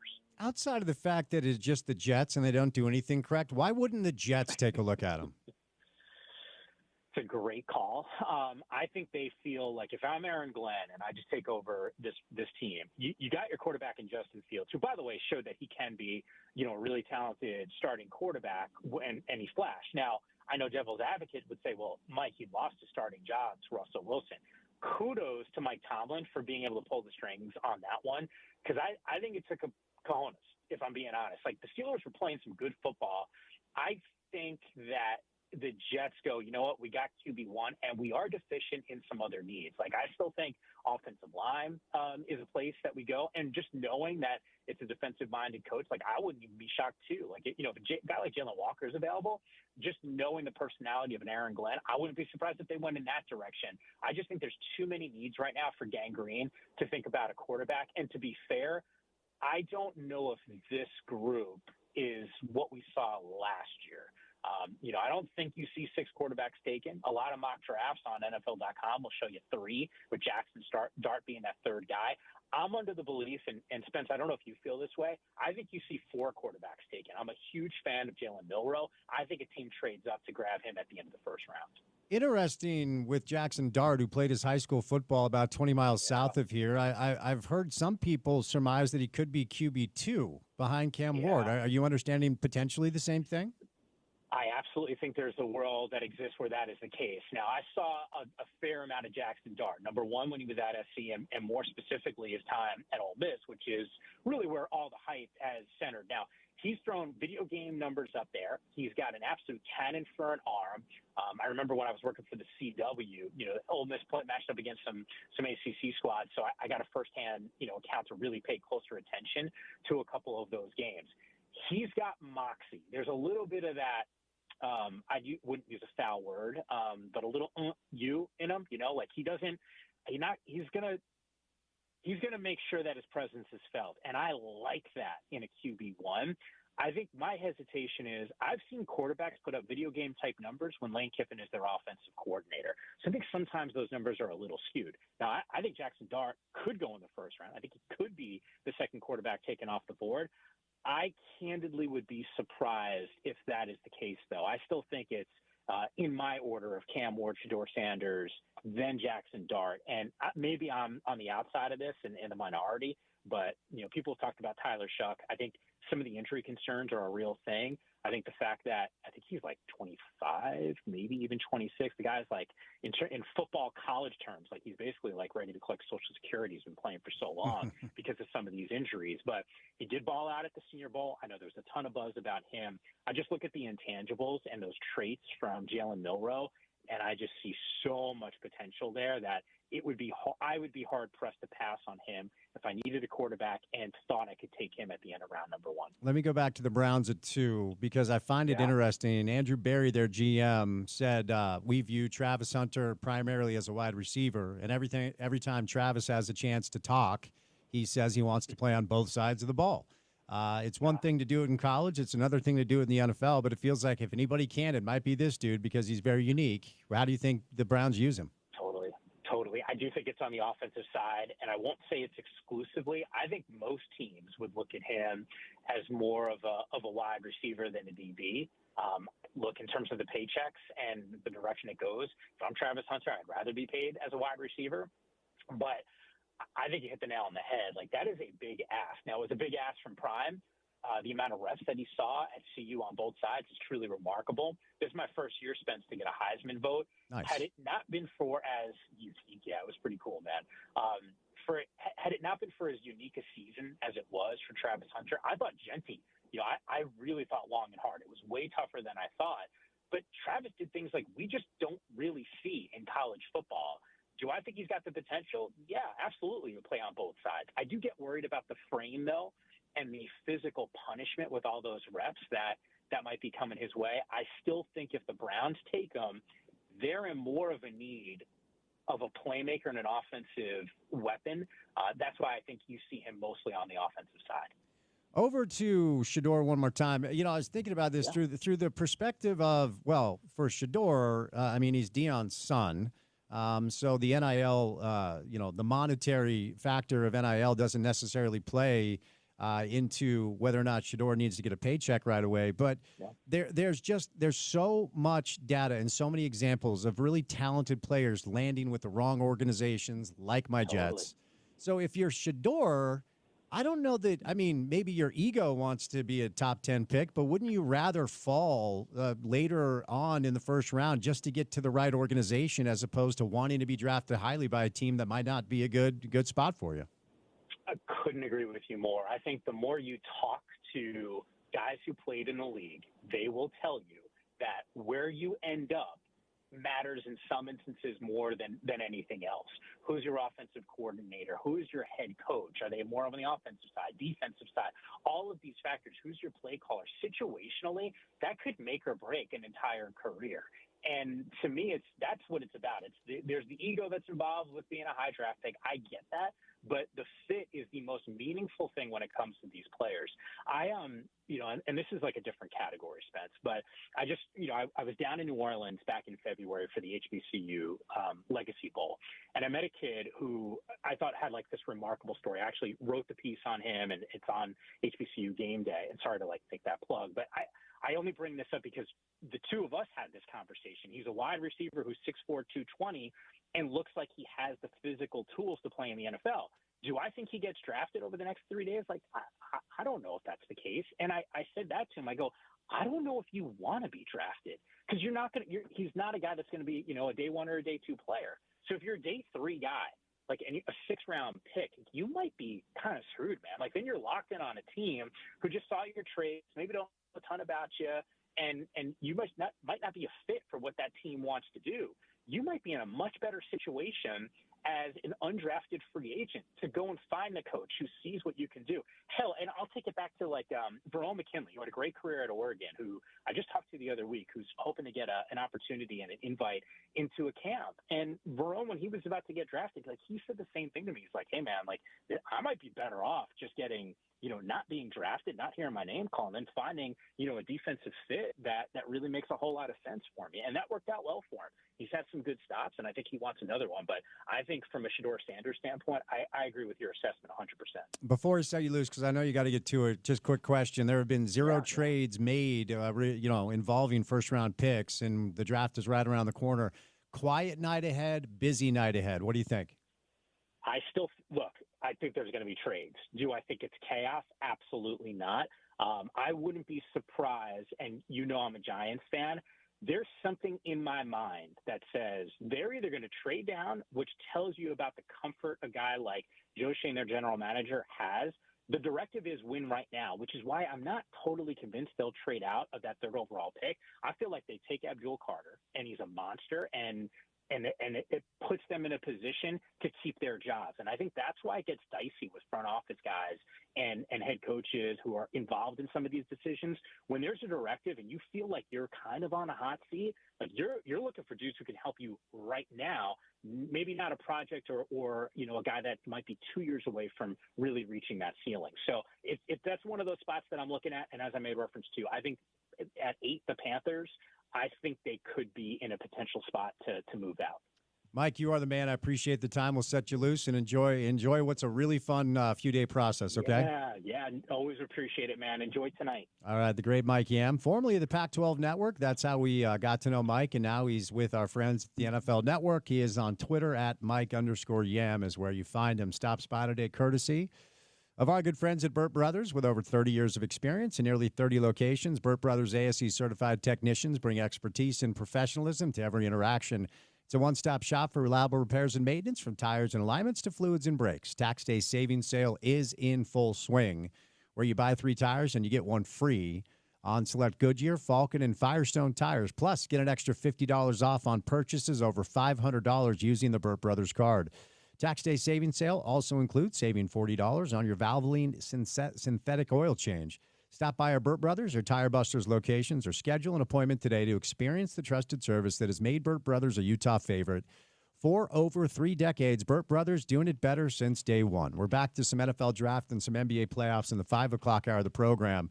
But coming up next, I'm not sure that he's going to be in a great mood. He's the head coach of Real Salt Lake, Pablo Mastroeni, in preparation for Saturday's match against San Diego. We'll talk about the primary transfer window that is now closed, the additions they made, more notably the ones they didn't.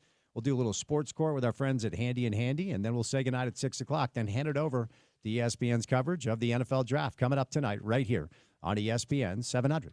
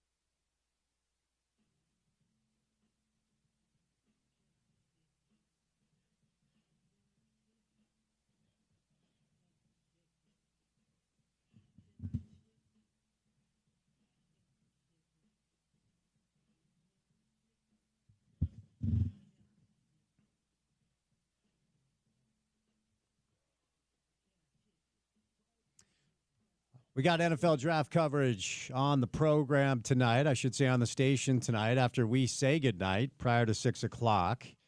So we'll send you over to ESPN's coverage of the NFL draft. 1 hour, 34 minutes, and 52 seconds to be exact.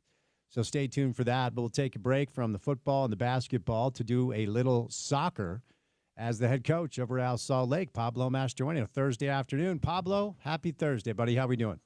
Happy Thursday, Spence. Doing well, bud. Yourself? I'm good. Let's see here, buddy. All right. So you and I have talked over the past few months prior to the close of the transfer window yesterday about the potential additions that you guys would make to bolster what I think needs to be bolstered as far as what you guys are doing in the attack. It's not a secret. You've been very honest about it. So what are your thoughts on what you've been able to do, and also maybe more poignantly what you were unable to do now that the transfer window is come and gone? Yeah, I think first and foremost is obviously getting someone in with a group that has a track record of scoring goals, and I think we were able to achieve that with Willie. I think he's a player that, that has scored quite a few goals in limited playing time. So this will be a new kind of position for him where he's actually be leading the front line. I think in Kansas City, he was more of a guy that would come in when needed. So this is a great opportunity for him, but it's great for us as well because he's a guy that's, last year hit the back of the net 10 times, with more playing time with a team that is creating a lot of chances in front of goal, but hasn't been finishing. I think it's a great situation for both us and for Willie to thrive. And, I expect that we'll sign one more free agent that has, yet to be confirmed. And then, and I feel like these two players, again, one is a potential, but bring a good level of experience to the group and experience doing what we need. Given that we're a relatively young team, I think the most important thing for players is having an experience so that they can learn on the fly and also bolster our communication and the decisions made in those final third areas, which are very tight spaces. And often it takes years to really refine those skills. So I think, we did a good job and now we got to get them up to speed with our group and keep moving forward. If I say the name of the player who is potentially on his way into this microphone, are you even allowed to comment on it? That's a great question. I didn't get with Trey before we talked, but yeah. You know what? The documents might be signed. It might be over the line, but I still think it's a bit premature just in case. I'd hate to do that to everyone, Spence. Okay, fair enough. But after I get off, just mention it after I get off. How about I just ask you this, whether or not he's playing for you, or you know what? I'm not going to do that. I'm not going to put you in a bad spot. After you get off, I will say the name into the microphone so people know who it is, but you're my guy, so I'm not going to put you in a bad spot. But I will ask you this, okay? So Robert Bozanic, striker who was playing for a Portuguese club, everybody who I talked to, both with the club and outside of the club, believed that it was signed, sealed, and delivered, that it was essentially done. And look, as I discuss often, and you and I have discussed this, I've talked to Kurt about this as well, soccer, when it comes to dealing with some of these clubs internationally, it is wild, the stories you hear about things that actually go down. So can you shed some light on what happened with Bozanic and his club, Boa Vista, and why this deal did not get across the line? Yeah, and we've been talking for probably, for the last month about, bringing in a player, and I said there's so many things that have to align in order to get these things over the line. And this is one of those situations, and this was over the top where, I think,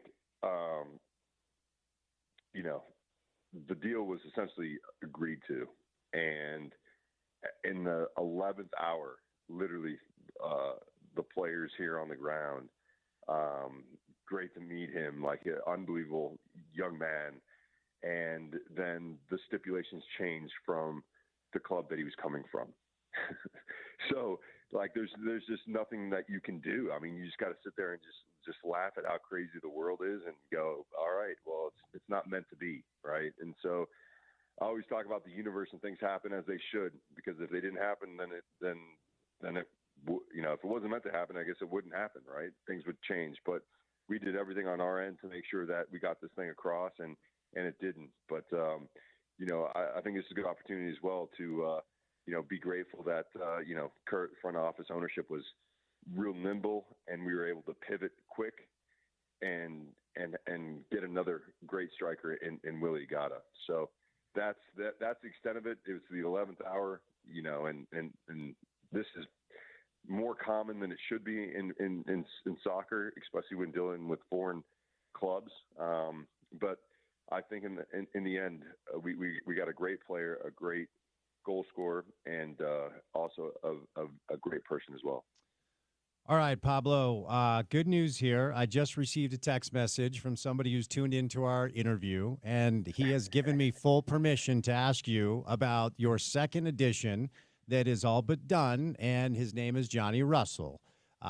Johnny was a good player for Sporting KC for quite some time. He has not been with any club for a few months. I believe he's 35 years old. So now that we are in the clear, free and clear, let's talk about the second edition. We already discussed Willie, and I do want to get back to Willie in a moment, but Johnny Russell across the line now, and he's going to be in addition to. What does he do for your club? Well, one, I think he's been a guy that has been a thorn in our side as far as, playing against. He's a left-footed player that plays off to the right side. And when you have an opposite winger, when you have a left-footed winger on the right side, they can literally go both directions. And that makes it very difficult for an outside back or a defender that's marking him, because he can go inside on his left, or he can cut across his body and go down the line with his right. And so you always want to overplay the left, because he's left-footed.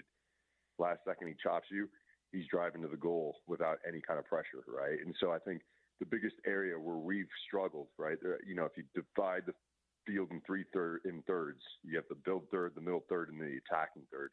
That attacking third is very difficult to break down, and it's where we've had our biggest struggles to score goals, because you have to have this X factor about you, right? You have to have, the Andres Gomez factor, which 1v1s are critical in that phase, because if you can get past your defender in a 1v1, that means someone else is going to be open because the defense comes over to the ball.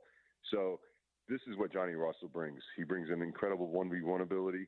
He scores goals, and the other part too is he brings a wealth of experience in the locker room as a mentor.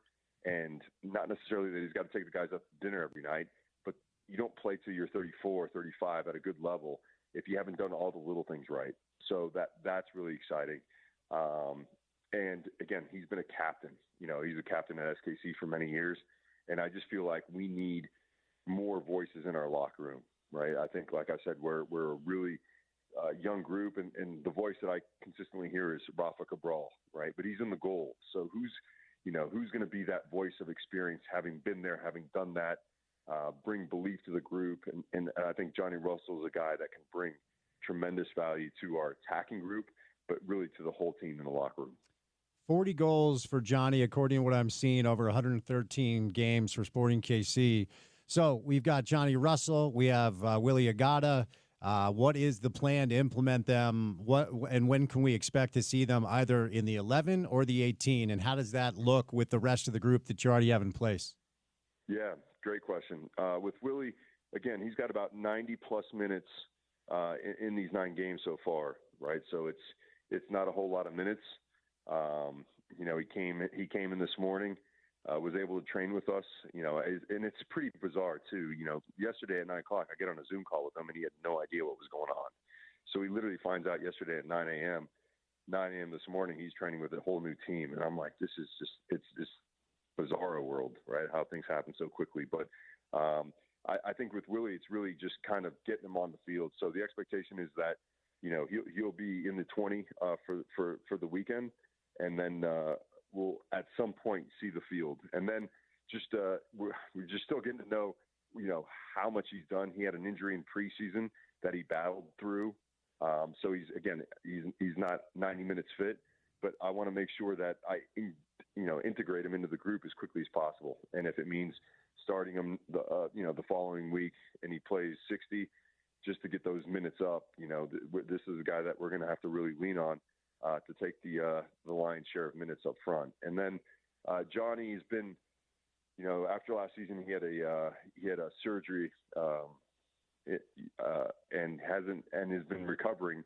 He's been doing a lot of work on his own, so hasn't had any kind of team training. And just going off experience with training on my own, it's one thing when you're just running to run. It's another thing when you're running and you have someone chasing you and you have to get the ball, and then you have to do 3 or 4 repetitive sprint actions.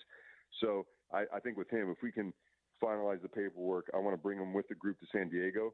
Probably not in the 20 for this weekend, but again, we'll have to sit down with our fitness coach and make sure that we bring them both in a way that we're not so excited about it, that we put them in situations that has long-term ramifications as far as getting another injury, because we're so I think it's exciting. It's a wonderful thing to have both these guys in with the group.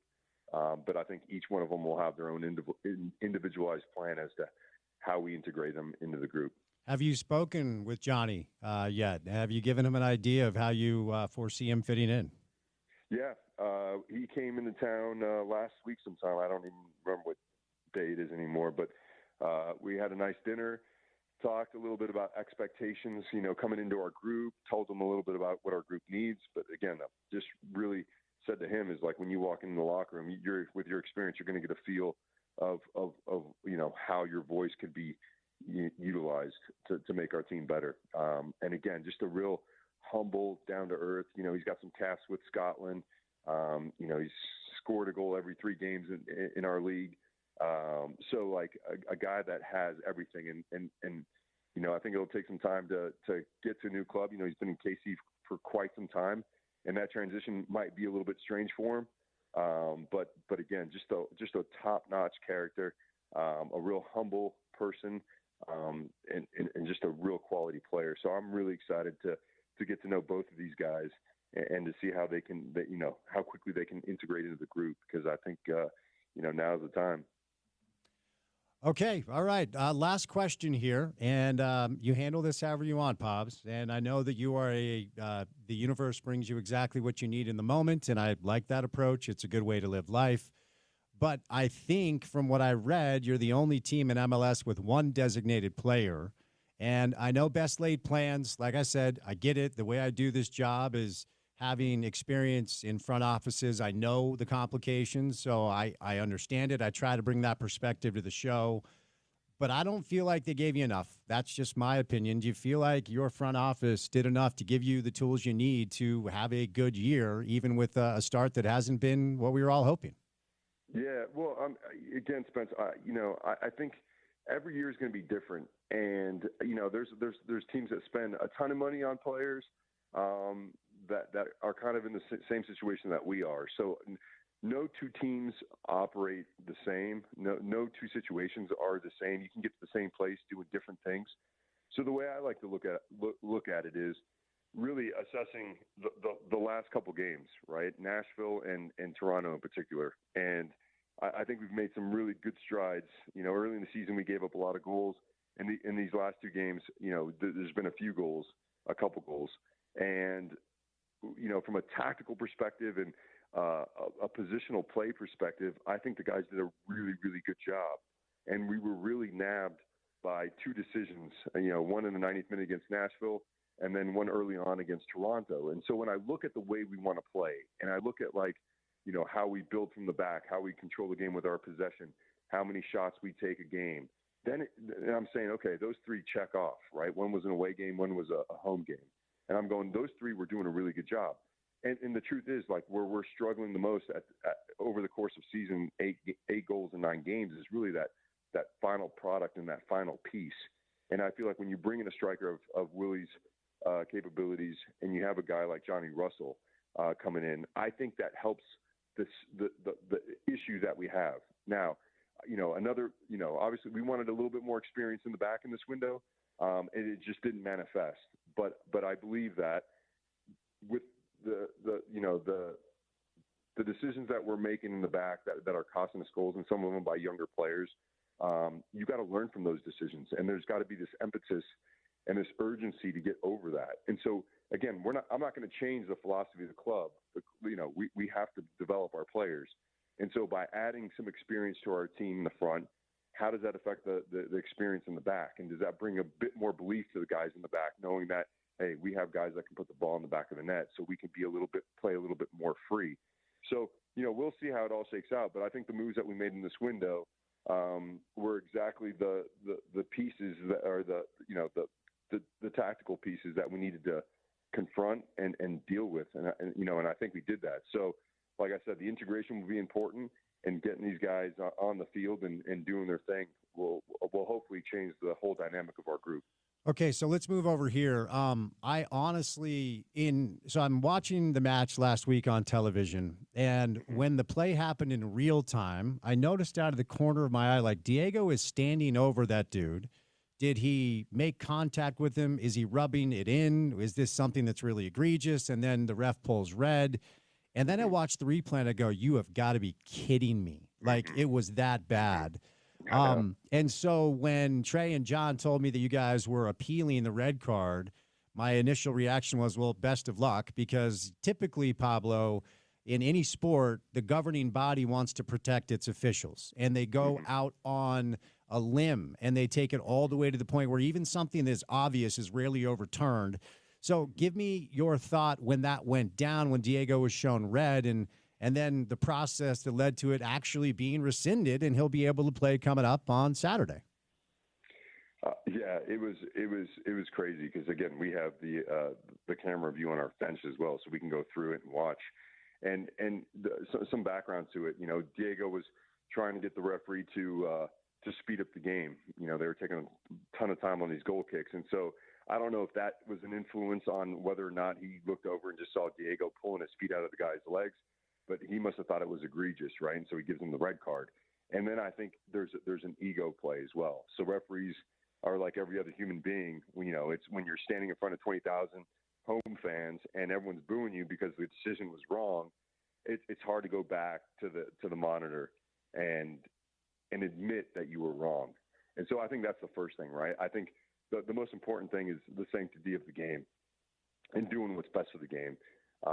And the same thing happened in Nashville, where there was a red card.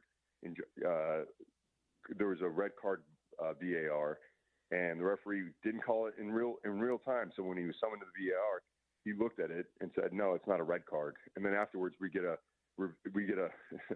a comment from the league saying that moving forward, the league would like to see a red card on that play.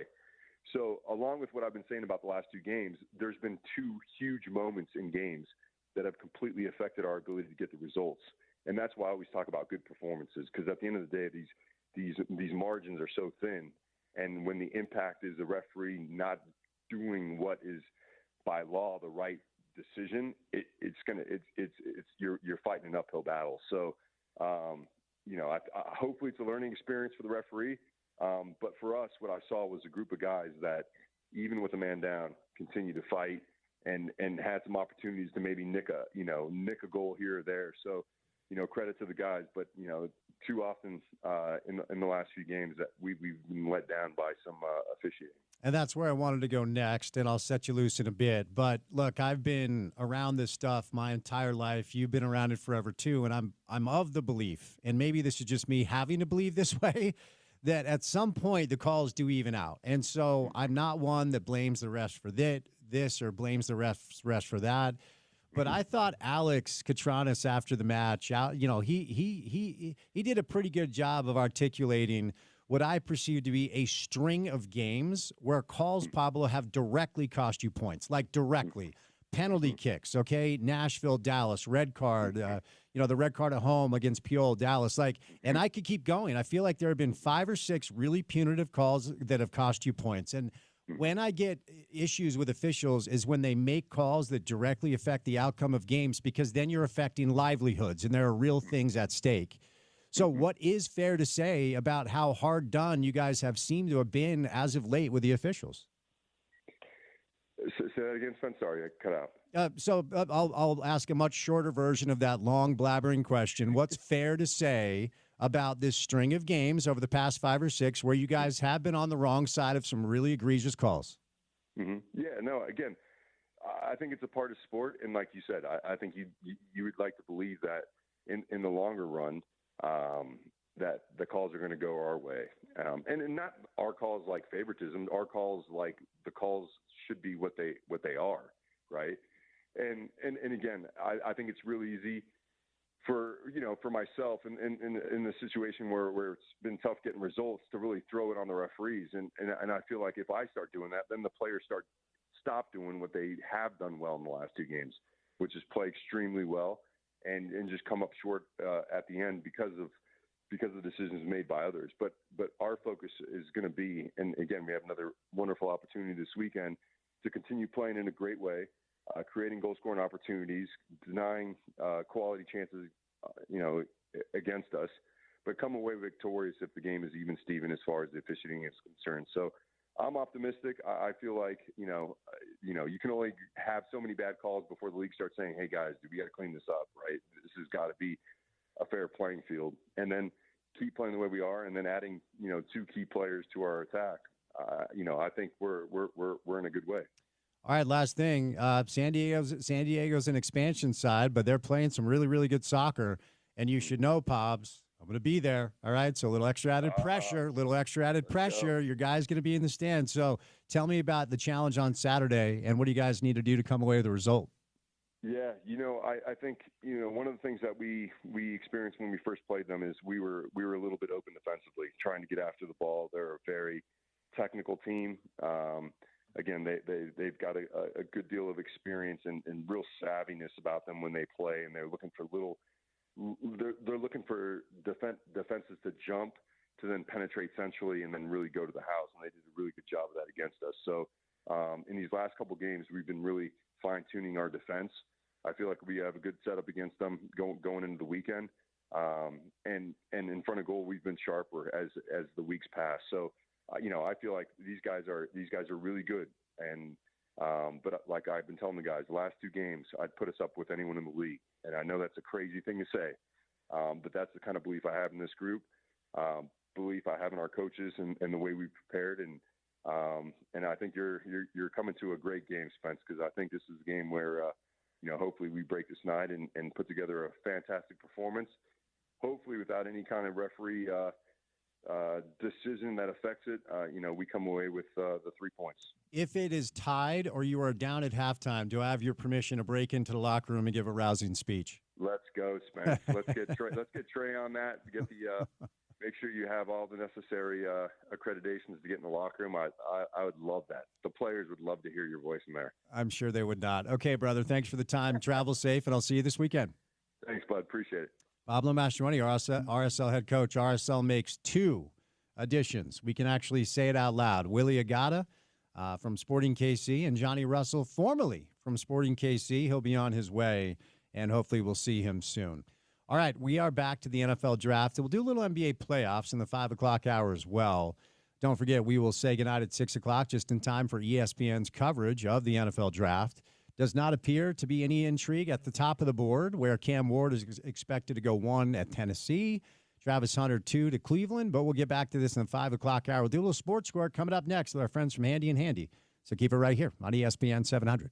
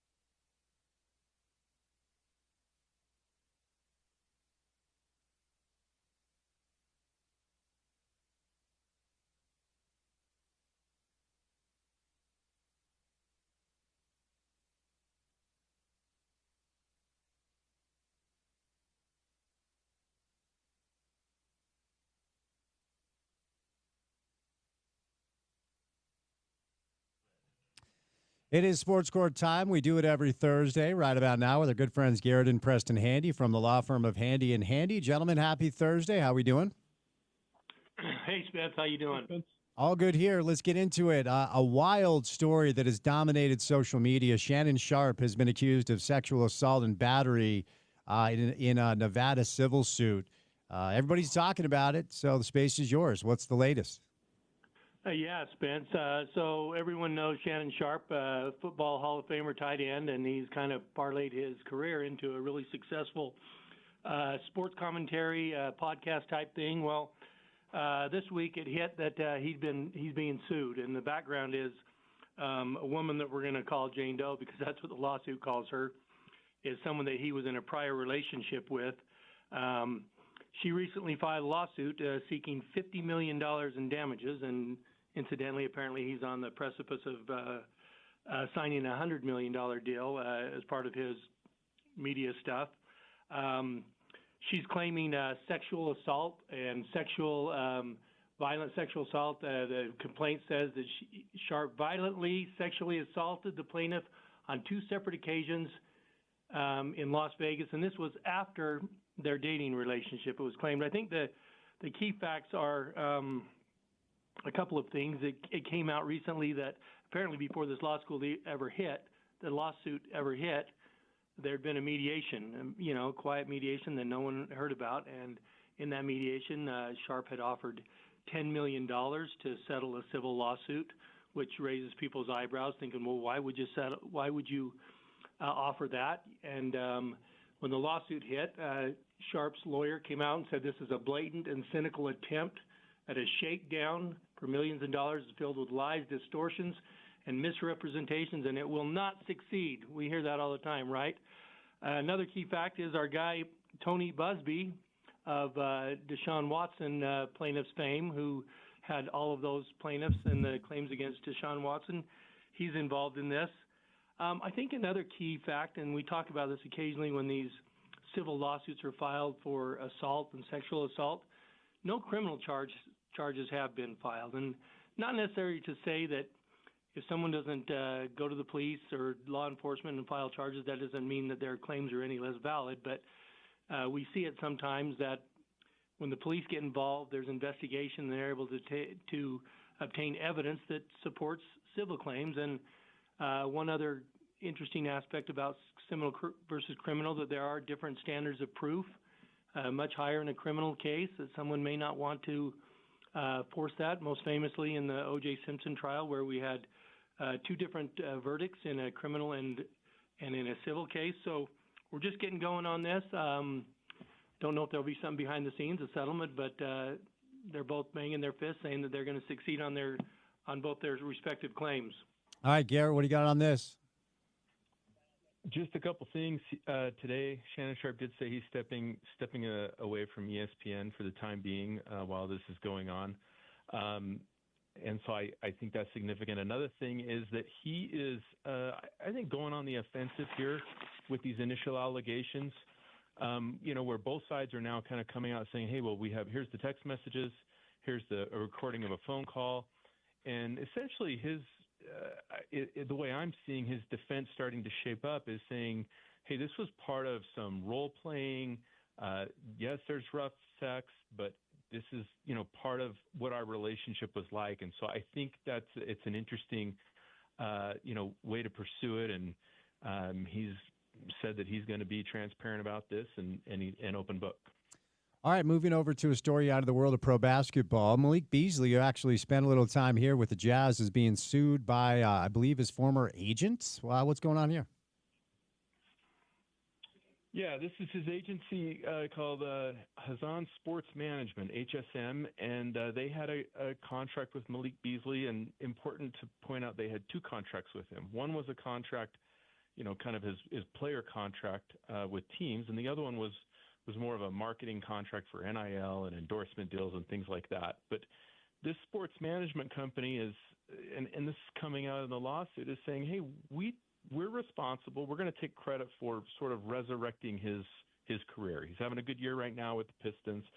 And so they're taking credit for that and saying that, and now Beasley has terminated the contract and got out of it early. And so it's a contract dispute case. They're saying this management company that they had advanced money to him. I think it was $600,000 or something. But the one contract they're suing under, which is essentially I'm calling it the marketing contract, not the player contract. And I think they've done this strategically to keep it out of arbitration. But it's looks like a liquidated damages clause, which is $1 million. And so that's what they're claiming.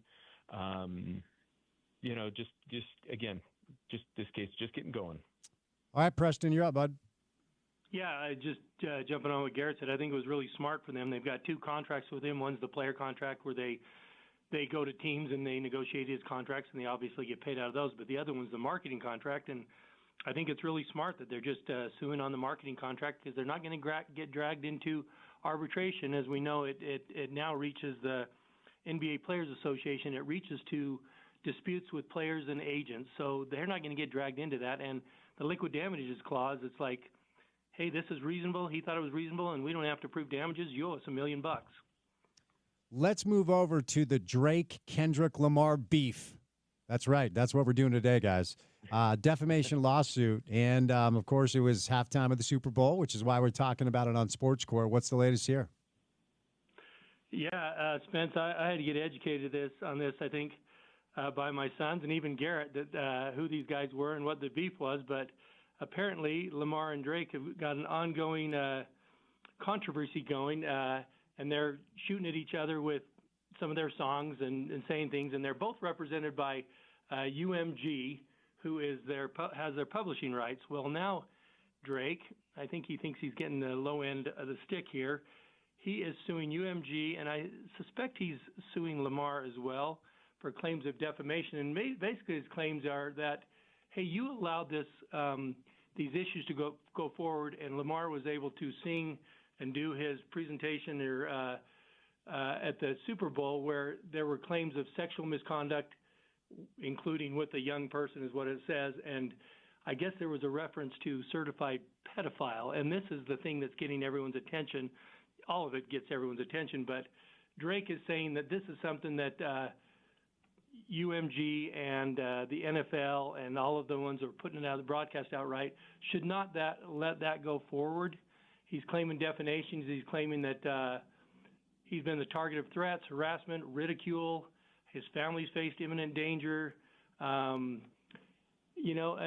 so I think this issue is his issue of defamation. We've talked about this before. The elements of defamation are someone has to publish or state something that has to be false, and it has to cause damage. And he's claiming it is causing damage. But the key part of this is we know there's a higher burden for public figures, and the higher burden is you have to show that they actually did this with malice, and that's a really, really high burden to show that they did it with malice, and that's hard to overcome in this type of claim. But interesting stuff. Let's send it over to our hip-hop expert, Garrett, on this. What's going on here? Yeah, I wouldn't say that, but I think central to Drake's claim, right, is that his music label essentially, I'm going to say, aided and abetted and distributed Kendrick Lamar's defamatory comment. That's his allegation. And I think where the NFL tie-in is, the NFL, obviously, I would guess with the halftime show, they wanted no part of this. Right? They're like, hey, Drake's suing the people who are, allowing Kendrick Lamar to perform, and we don't want to get sued by Drake, so let's have him censor this song at the halftime show. All right, moving over to a story that I actually did not know about, but I'm very familiar with the Riverside Hawks in Harlem with all of the NBA players they produced. But it looks like they're trying to refute claims of sexual abuse by their founder. So time is yours. What's going on here? Yeah, the background. Yeah. Is it me or you, Garrett? Go ahead, Preston. Yeah, the background here is, I think it's you, Garrett. Go. Okay. Well, and I'm glad you said that, Spence, that you're familiar with the program. I mean, this is the Riverside Hawks. I mean, this is one of the most, just a huge club team in Harlem. I mean, we're talking about Ron Artest, Chris Mullin, Stephon Marbury, Kenny Anderson. And so this is an abuse case, and really it comes in the wake of the Me Too movement in the wake of that in 2019, New York kind of did a look back, which opened up the statute of limitations and allowed people to bring lawsuits, even if they're decades old, right, involving sexual assault and abuse. And so that's what this case kind of arises out of. And there was Robert Holmes, who was a player for the Riverside Hawks. And again, this is abuse that occurred 40 years ago, is what he's alleging. And the coach and the person who essentially ran the program was this Ernie Lorch, and I guess he was made a ton of money in private equity and ran this team. And a lot of players have alleged abuse from him. But so Holmes filed this lawsuit when New York opened up the ability to do this a few years ago in 2019. And this Ernie Lorch, who's really, the predator in this case, I mean, he died in 2012. So he's not being sued, but instead Robert Holmes is bringing his case against not just the team, but the church, that Riverside Church that sponsored the team. And so, and what's happening now, and this case has been going on for a long time, but what's happening now is the church has filed what's called a motion for summary judgment. And I think they want the case kicked out essentially on a couple of grounds. One is that the coach, this Ernie Lorch, that he was a volunteer. And two is that the abuse didn't really happen on the premises of the church. It happened, off campus, so to say. So that's what's happening here. But this is a legendary program and with a lot of big names. So it'd be interesting to see what happens. All right, Preston, you're up. Yeah, I mean, the theory is, and Garrett hit on it, the theory that the church is trying to overcome is this issue of what's called respondeat superior. That means when someone is acting as an authorized agent or an employee in the course and scope of his employment, and as Garrett mentioned, this guy was a volunteer, and they say a lot of the abuse happened outside of it. But that's what he's trying to show, is that they knew or should have known about these issues of abuse, and that they failed to properly supervise that. That's how they're trying to get it. He's trying to get at the church. And I think one issue is there's 25 other plaintiffs that have jumped on board here, but it is a legal issue that will be decided whether the case can go forward or not. Final one for today, and it's a story we're all following because we're waiting to see whether or not there will finally be, rules in college athletics. It is the House versus NCAA settlement. What's the latest? We'll finish with this. Yeah, Spence, I hope we don't have House versus NCAA fatigue. We talk a lot about it every week. There's something that happens, but arguably it's the most important legal issue in the history of sports, probably. Yep. So the big issue, the sticking point is right now they reached the point with the judge where they said, okay, let's have you sign this. It's a settlement agreement essentially between the NCAA and between the plaintiffs. And the judge says, I'm not quite ready to do it. And the sticking point seems to be this issue of roster caps. The attorney said, there's no she's okay with scholarship caps, but she doesn't want roster caps, which I don't know what the real distinction is, because if you have roster caps, there's not going to be scholarships. But what she's saying is that roster limits is unfair to current players. This is what she wants to find: current players who are already in the system. Because essentially what happens when this gets signed, there'll be roster limits, and I think this is across the board in all sports, but it's going to affect football the most, obviously, with all the guys on the roster. Essentially what's going to happen is when this is in place, there'll be a roster limit, and players are going to get cut. They're going to get cut from the team. They're going to lose their scholarship, and this is what Judge Wilkins is trying to avoid. She wants it grandfathered in where these players that are already in school don't have that, but that don't have to get cut, and they don't have to be subject to the roster limits. But players who are not there, high school, who are coming into schools and making agreements, they know that there's going to be these limits. And the attorneys are kind of holding strong on it. They're saying that this would cause a lot of disruption. They're saying that, every sport has roster limits, and that's what we're trying to do, especially here where players are being compensated. They said that the effect of it will cause a lot of confusion. And so what she said to him is, now, I'm not going to sign this. You guys need to go back. She can't just go ahead and start drafting something saying, here's what it's got to be. It's an agreement. It's a contract. So she's sending all the parties back to the table. she's already kind of made known her objections or reservations to it. They said go back and put an agreement together and come back to me. But I think that's the one sticking point before this gets over the hurdle. All right, Garrett, final word is yours. Well, she's got to decide if it's a fair settlement. That's the standard, essentially, and we all want a fair settlement. But, man, it would be nice to get this thing resolved and maybe return a little bit of predictability to college sports in some way. All right, gentlemen, before I set you loose, for any of our listeners who have legal questions, how do they get a hold of you over at Handy and Handy? Yes, Spence, we love coming on here and talking about these issues in the world of sports, but we'd love to hear from anyone out there. We're a firm that specializes in personal injury cases. Give us a call at 801-264-6677 or jump on our website at handylawutah.com. You can submit your questions there and learn all about us. Gentlemen, thanks so much for the time and being a little adjustable today. Have a great weekend, and as always, go Utes. Go Utes. Thanks, Spence. Thanks, Spence. Go Utes. Garrett and Preston Handy. We will catch a quick break. The NFL draft begins in 50 minutes and 42 seconds, and we will have it for you starting at 6 o'clock. So keep it right here on ESPN 700.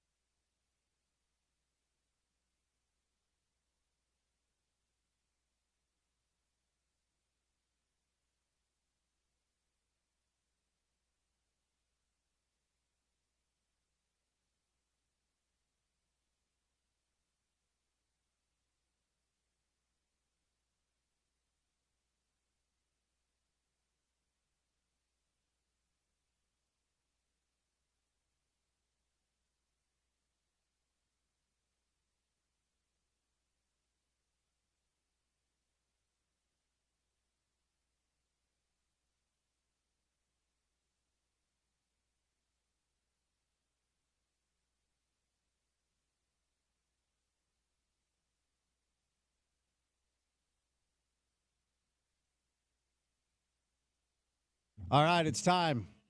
It is time. The NFL draft comes your way. Coming up on the other side, it is the ESPN coverage. Does not appear to be any intrigue at the top where Cam Ward is expected to go number 1. Most people believe Travis Hunter will be off the board at 2.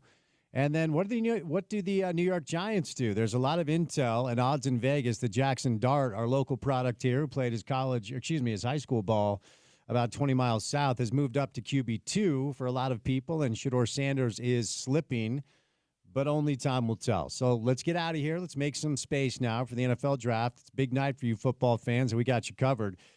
Porter, I'm out. That's it. It's over. I'm done. Again? Yeah, I'm done. At least for tomorrow. So tomorrow, please give Porter and Andy Larson your attention. So before we say goodnight, Porter, in time for the NFL draft, what comes our listeners' way on a Friday edition of the program? Yeah, as you mentioned, Andy Larson and I will be out at Tim Daly dealership out of 107 South. So way out south in Sandy. Come say hi and say what's up. Zach Harper will stop by to talk some NBA. Sarah Todd will stop by to talk some Utah Jazz. Paul Pugmire with our PGA Tour leaderboard update. Kyle Van Noy to talk some NFL draft. So really, between the NBA playoffs, Jazz off season, and the NFL draft, we're going to be pretty full on a Friday. But we'll save some space to talk some golf, talk a little soccer, and some off-season college hoops and whatnot from there as well. There we go. Fun time of year. Porter and Andy have you covered tomorrow. I'll be back on Monday for a Monday edition of the show. Special thank you today to Zach Moss, to Dave Checketts, to Andy Larson, Mike Yam, and Pablo Mastroeni for any of the sound you may have missed from the program today. Check out the website. It's ESPN700sports.com. Make sure to download our mobile app and take us on the go. Then check out our podcast page, which is called The Drive with Spence Checketts, available wherever you get your shows. Subscribe, rate, review, say nice things in the comments. Give us all the stars. For Porter, I'm Spence saying goodnight. Give Porter and Andy your attention tomorrow, and I'll talk to you guys on Monday. Be good to yourself. Be good to each other. Catch all the action right here on ESPN 700, 92.1 FM. We are proud to be part of Utah's ESPN Radio Network.